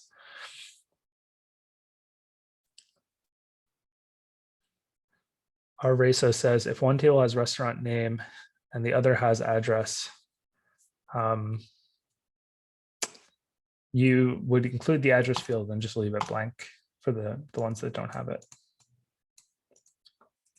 Okay. I'm out of questions, which is good because we have another thing to cover before we do anything. So we're gonna have to kind of really zoom through some stuff here. So okay, so I'm gonna go to a controller, my home controller, and I'm going to take the index action, which currently is our exercise where we had the choose a friend name and age thing, and I'm going to blank it out. Okay. And now I'm going to go to my server and I'm going to go to that root route. Oh, I think my server is not running. So we're going to run the server.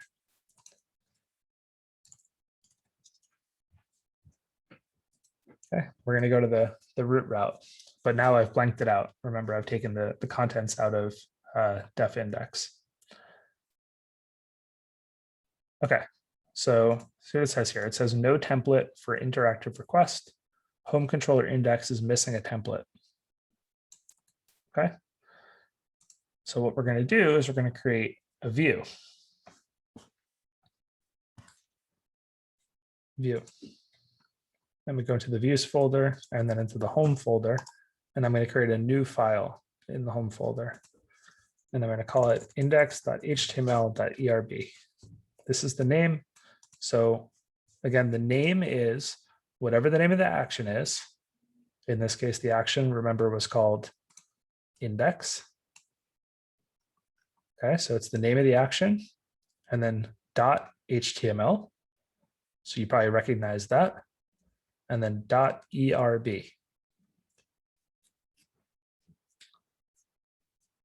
Okay, and we're going to type in here. And we don't even write Ruby in here right now. We're just going to write hello world and save it and then refresh the page.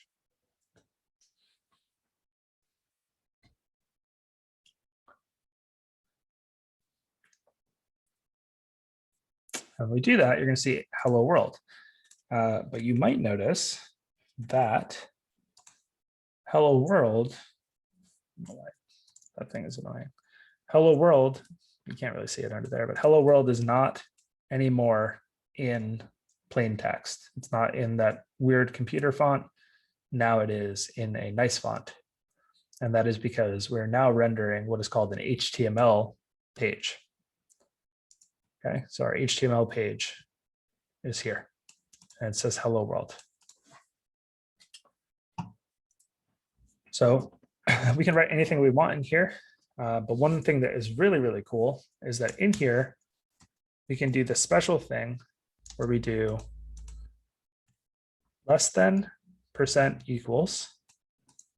And inside of here, we're able to write Ruby code. Okay. So I'm going to refresh the page again, and you'll see hello world and then the time. So this page template that I've made, the html.erb file that I've created here, is mixing regular text with Ruby code. And whenever you want to use Ruby code, you use this special markup, less than % equals. Okay. So I can even do something like this. There are car.count cars in the database.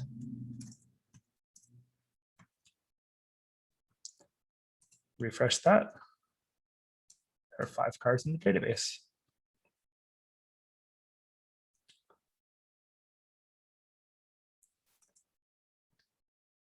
So hopefully you're seeing the power here. We've taken the model layer, which is our database. We've hit the controller to be able to map a certain route to a certain action, which again is just an instance method on the home controller class. And now we've tied that into the view, which is just an HTML file that we can write Ruby inside of. Andrew, I did not refer to index. Index is automatically assumed for you. So it's whatever the name of the action is, .html.erb.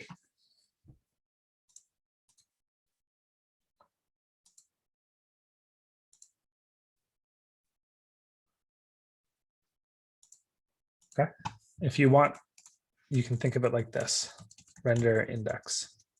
You don't have to write this, but that's what's actually happening. It's just calling render index. Okay. So if you don't write anything, Rails will assume that you want to render the thing with the same name. So just render index. Okay. Now, the really, really, really cool thing. Okay, yeah. So the thing that is hiding here, this is a tool that is installed inside of this Rails application, which gives you some kind of information about the page. If you're interested in digging into that, you can, but we're not going to talk about it. So it's just a helpful thing that Rails gives you only on your only when you're working on your actual computer, that helps you have an idea of what's happening on the page. Okay. Okay. So another thing that you can do is we are able now to grab information from the database. What we're not able to do is get information from our controller into the view. So that's kind of the last piece of the puzzle that we need, is that we need to be able to pass data between them. So if you create an instance variable, you can call this anything. Let's call it @firstname. And remember, this is just another normal instance variable. These instance variables are accessible inside of your views. So if I go in here and I say the name is @firstname. So I can access any instance variables from the controller are accessible from inside the views. So if I run this, you'll see the name is Sean.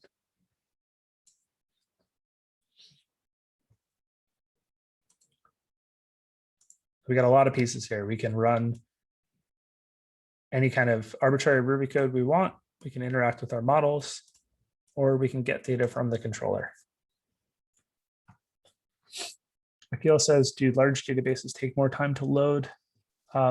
Yeah, the answer generally is yes.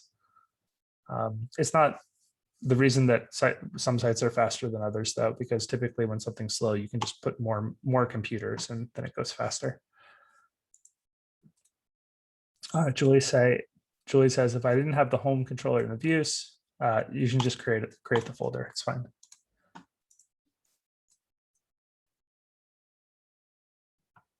I won't cover that, but if you do it, just look at the logs and you'll find out what it's doing. Anonymous attendee says, are images converted to some text form and you store it in the database? So you'll store the image. We'll cover maybe at some point images, but the answer is no, they're stored in files, and then the path to the file is stored in the database. At least that's typically how it works. Okay, I have to teach you a couple more things that you can do inside of these templates. If you wanted to go through each of the cars, remember we have car.all.each, do car, and we can actually write that inside of one of these blocks. And you'll see that in this case, I left off the equal sign. So the way that you should look at the equal sign is that the equal sign means output the thing that you have inside of here. The without the equal sign means just run it. Just run the thing inside of here. Don't actually output anything. So because we don't want to output anything from this, we just leave the equal sign off. And then we can do end. So this is just like all of the other each loops that we wrote, except we're putting it inside of these special brackets that let us write Ruby inside of the view. And now in here we can write car.model is made by car.make, and I love it. And then if I go to here, you'll see all the text come out. Silverado 1500 is made by Chevrolet, and I love it. Diallo is made by Lamborghini, and I love it. Okay, so I've taken some code, and now I'm able to even just iterate over or loop over the items inside of the car table and show them on the page.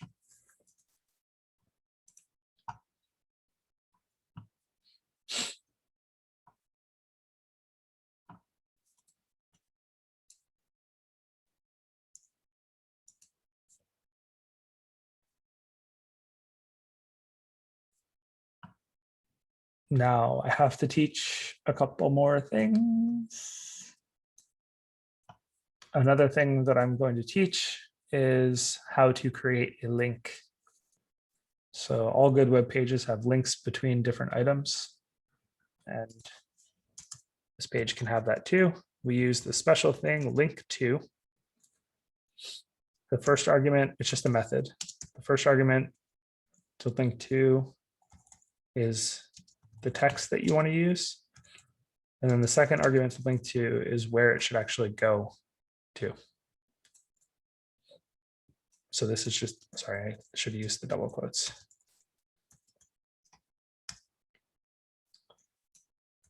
So you have the link text, and then you have the destination. So in this case, just the root URL. So if I refresh, you'll see that now there's a link. And when I click it, it doesn't really do anything because all it does is go back to the same page I'm already on.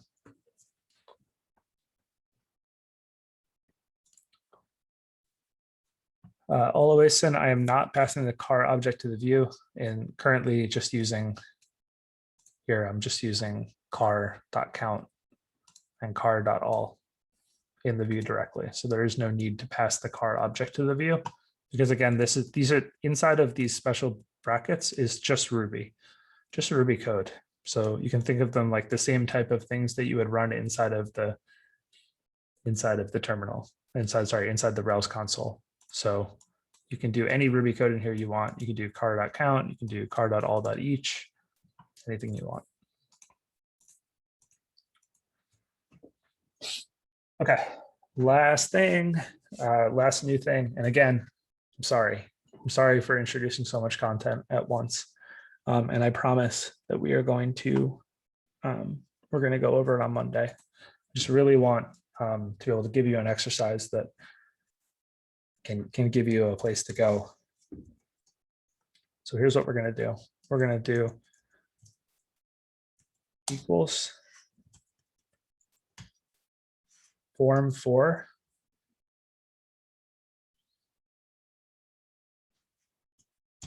car, do F.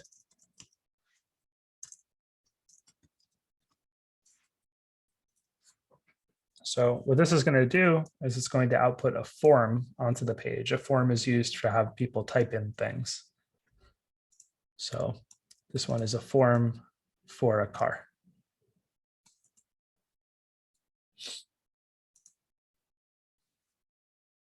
Actually, we can even write it like this. Form for car.new. Rosa, you can't use puts because puts will not output anything. You have to use this percent equals.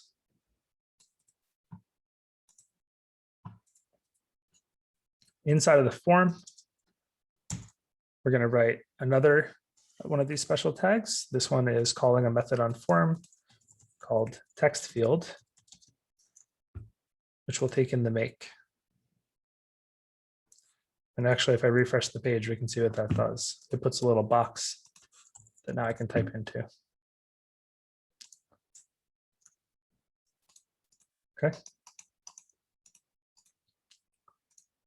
And we remember cars also have models. So we'll put a model. Now, if I refresh, we got two boxes.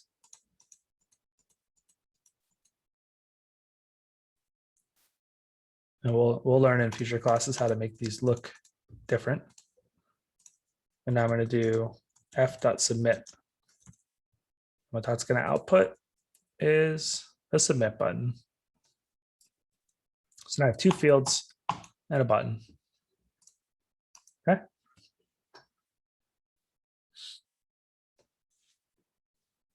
So a make field, a model field, and then a button. So what we're going to try to do here is we're going to try to make it so that when you type in here, that it creates a new car. So we're going to type in Jeep, and we'll type in Cherokee, and we'll click create car. So we get an error, and what it's telling us is that there is no route /cars that is a post request. Now, when you go to a web page, you're going and you're doing what's called a GET request. So you're going to an individual page and you're getting something. A post request is when you're sending something to a web page.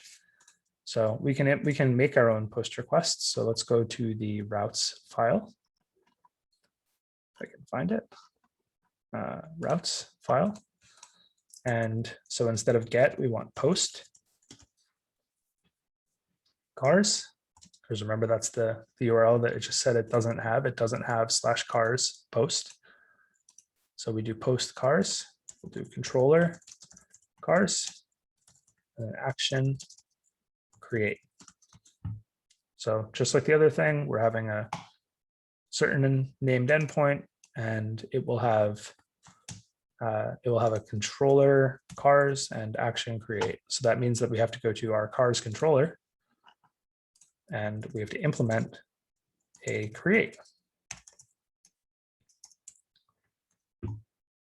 Now we've implemented create, but we don't actually have the information about the car. So what do? Well, remember we had the thing params, right? So maybe there's something inside of params that we can use. So let's do that thing we did last time, puts params.inspect. Okay. And I will bring up our terminal so that we can maybe see the output. So we have to refresh this page. And still the same error, which is a little confusing. Did not really expect that. Okay. And you'll see that the error coming out, oh, the error is actually, if you can see in the console here, what it says is, here are the parameters. And if you look inside of these parameters, you're going to see that there's actually the car, make, and model are sitting here inside of the parameters. So inside of that parameters hash, there's a key, which is the string car, and its value is another hash that contains the make and the model.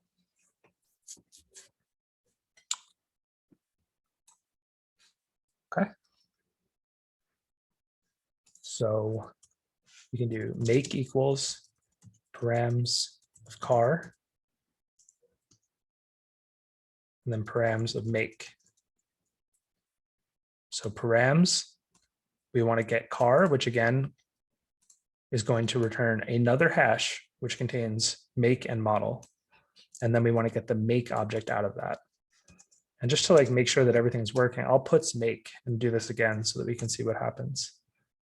So now look and see what happens. We have the params just like we were outputting before, but now above it, we have Jeep. Okay. So that means we've successfully gotten the car from our form into the controller. Okay. So the way we get model is we do model equals params of car model. Okay. And then how do we create a car?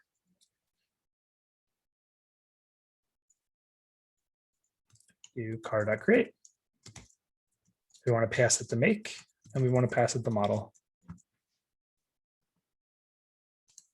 And then we need to render something in this case, we'll just render a string that says created so that we can see that the thing was created. Okay, so now does this code hopefully is making sense now? You're seeing like how all the pieces of everything that we're teaching are coming together. If I refresh the page, you're going to see created. Okay, now if that worked, we should be able to go to /cars/Jeep, or sorry, yeah, /Jeep and see Cherokee.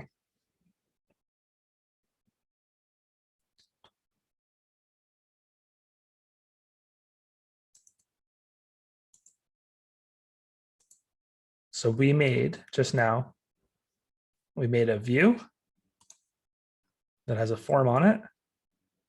And when you submit that form, it ends up inside the cars controller create method, which then takes the things that the user typed in, puts it into cars.create, renders created, and then we see that it actually makes its way into the database.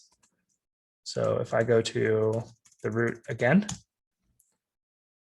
and I can type in, I have a Chevrolet Impala, create, it says created. Now I should be able to go to /cars/Chevrolet and see my two.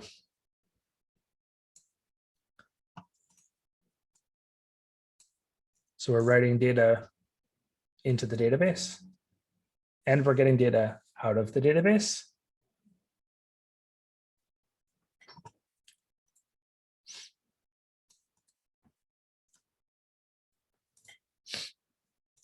Yep. So what params of car does is it gets a hash, and that hash has two things inside of it. It has one which has the key make, which is the value of the first form that the person typed in.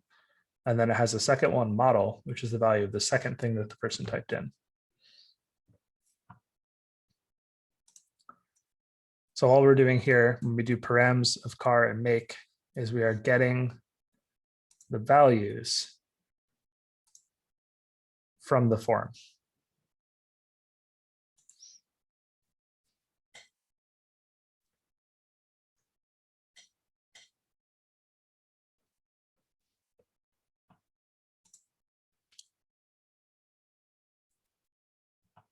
So someone, anonymous attendee says, could you please explain the form from the base URL once?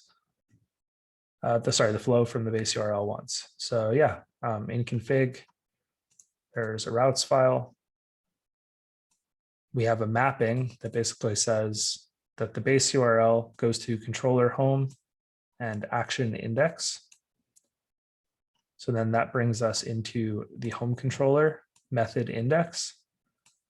And because we haven't written any kind of a render call here, what essentially happens implicitly for us is render index. What render index does is it finds a file in the views/home directory called index.html.erb, and it runs it. When it runs it, it finds certain things inside of it that are these less than % equals.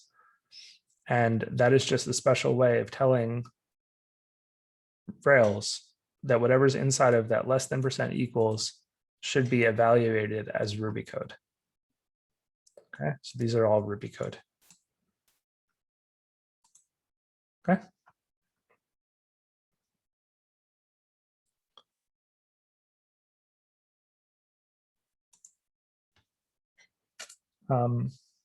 Aloysian says form for car.new. Is car the car model?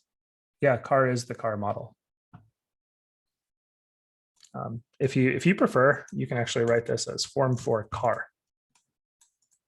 So what that does should work exactly the same. Maybe it's a little bit more clear though. So if we do form for car, we can type things in. Oh, I broke it.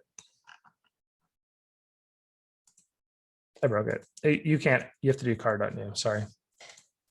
I'll get into why you need to do that, but the answer, this is creating a new car this is the way that you'll create a form for a new car. So you do form for car.new, and then inside of that, you get access to be able to create fields for all of the different things that you want to be able to take in, and then a submit at the end.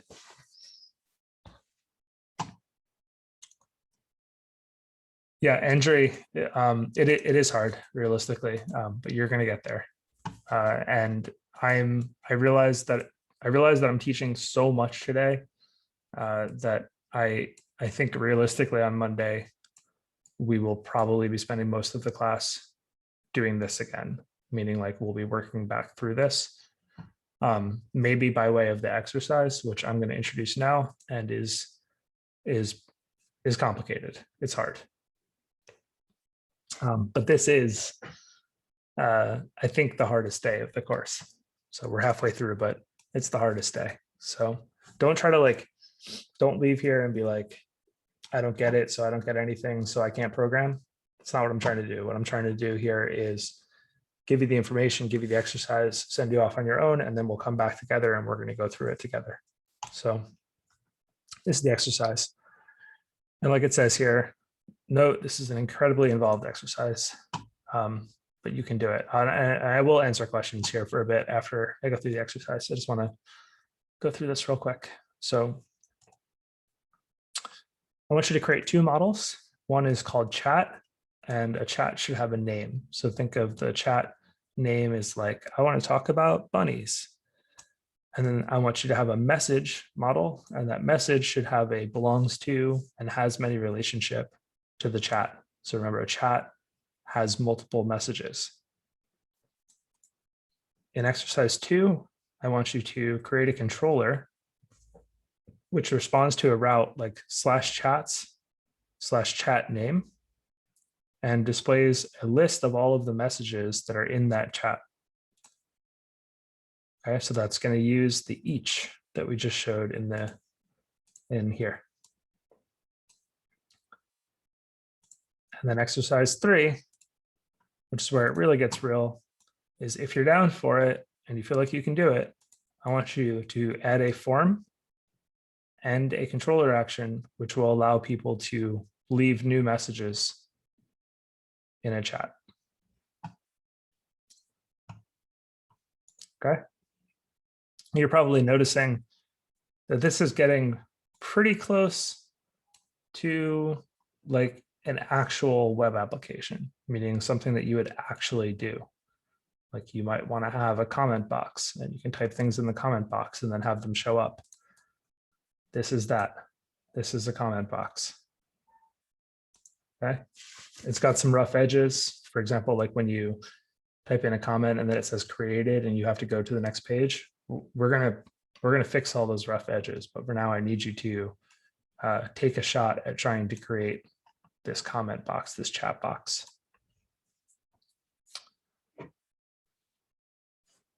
Okay, I'm going to keep answering questions. So what gets called after the,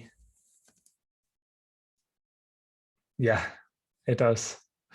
What gets called after the submit button is clicked? So when the submit button gets clicked on a website, what happens is, and I can actually, if I right click here and I click inspect, that's going to let us take a look at the code. And you can see this part right here is meaningful. This action equals cars and method equals post. So when you submit something, what it's actually going to do is it's just going to send another request to Rails to the /cars endpoint, except instead of sending it as a get, it'll send it as a post. So we can see in our routes file that we have gets and we have posts. So it's going to send to /cars as a post. And then because we've defined a route here that is a post to /cars, we can define which controller handles the request.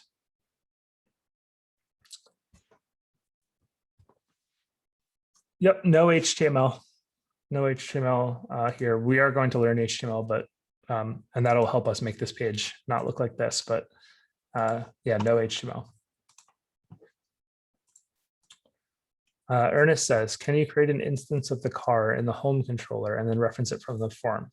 Yes, and that is the way that is the right way to do it. So we're going to learn in future lessons.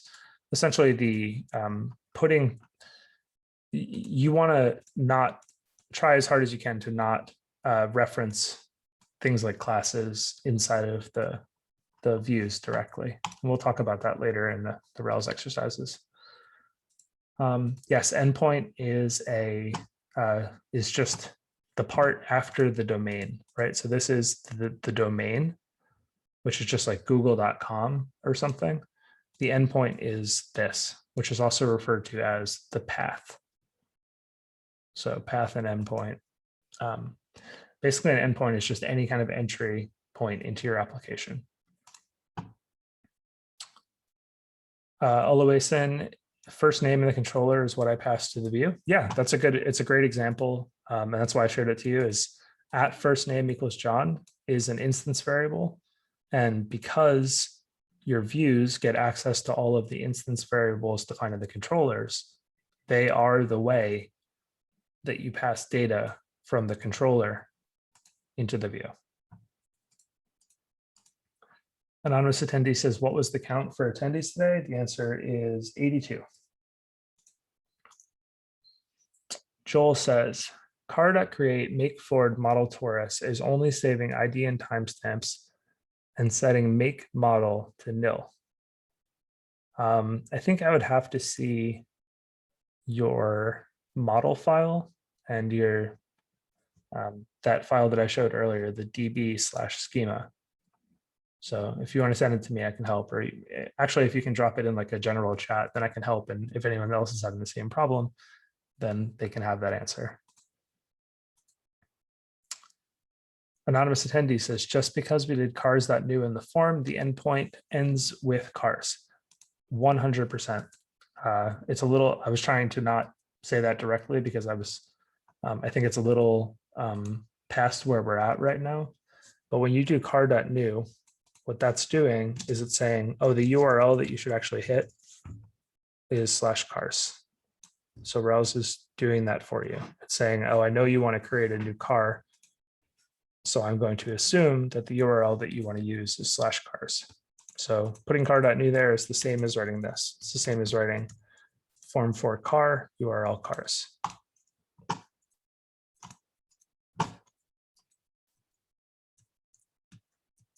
And we will talk about that more when we get into a thing called resources, which is just an easier way to define all of these things. Anonymous attendee says, can you explain what this line does? Less than %= form 4. Yeah, so what this does is it creates a new form. So this is it's jumping a little ahead because we haven't learned HTML yet. But when you have multiple fields like this and a submit button, there has to be something that ties them all together. And that thing is called a form.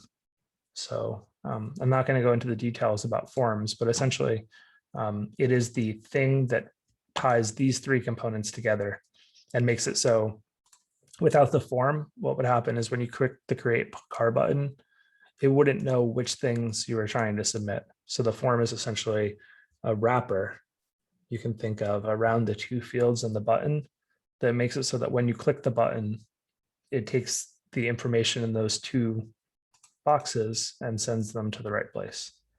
So you could actually have multiple forms on a page if you wanted. I hope that makes sense. Does that make sense? Form is a wrapper for the fields and the button.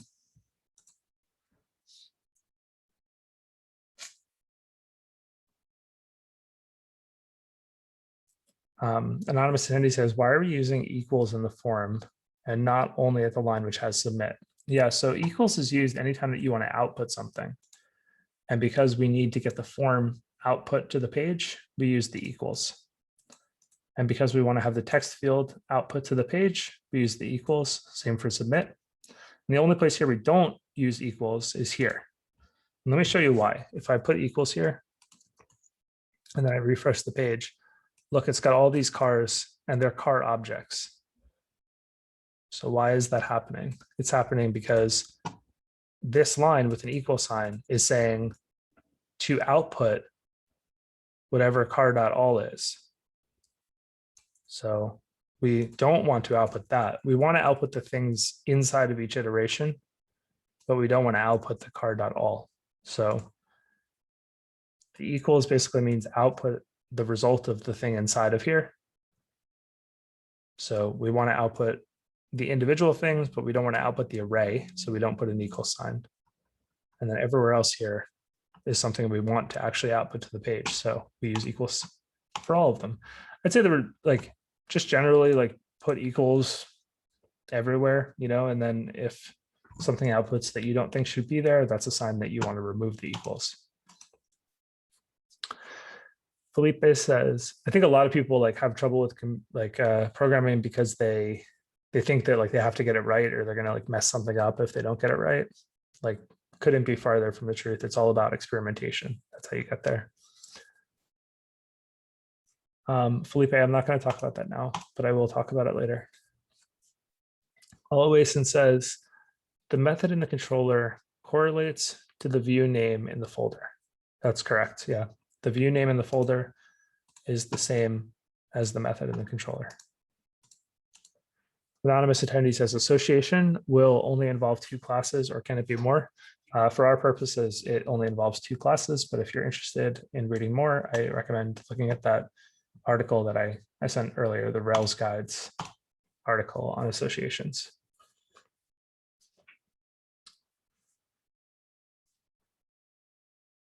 Does everyone feel like they can do the homework? Does everyone feel they're going to at least try the homework?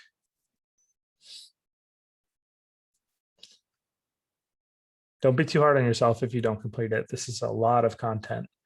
We're going to try, and then on Monday, I will spend as much time as we need to go through it again. Eric says, how do we change what goes in the submit button? Yeah, I would say like if you're interested in things like that, Eric, the way you should do is type in like Rails submit. Okay, and you'll see that the first result here is this from this website. There's the submit method, and you can see the options that it takes. So for example, the submit method, the first option is the value. That's what's going to show in the button. So if you do submit and you pass clear, then it'll say clear inside of it. Get a little bigger. So submit clear.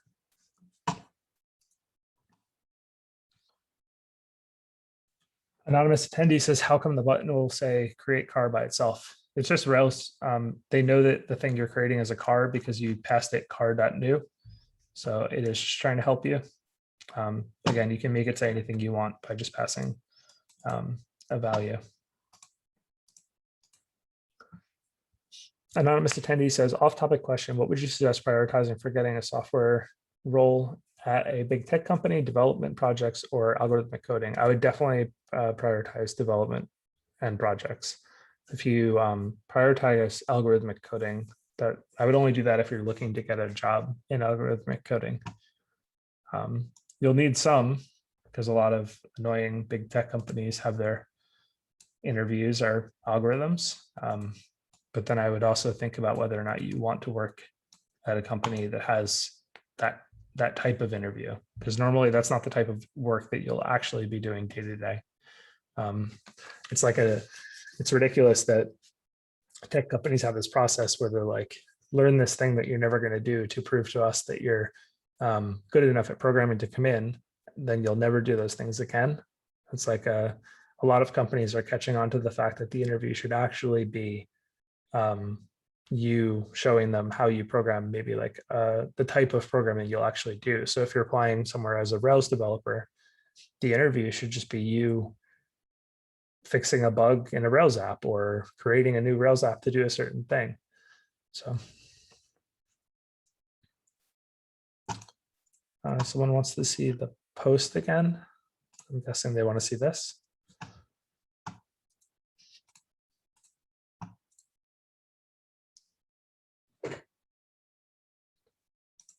Okay. I hope everyone has a great weekend. I don't want you all to get discouraged. I'm not trying to discourage you. I'm trying to make sure that you have the tools to succeed in the end. So don't take it the wrong way. Try your best, and we'll see each other next week. That's a funny command message. And yes, I pushed to my repo. I gave you all access to my repo too. So if you're interested, a lot of the answers for the things that are that you're going to face are in the code that I wrote today.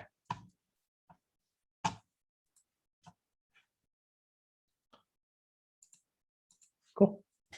See y'all soon.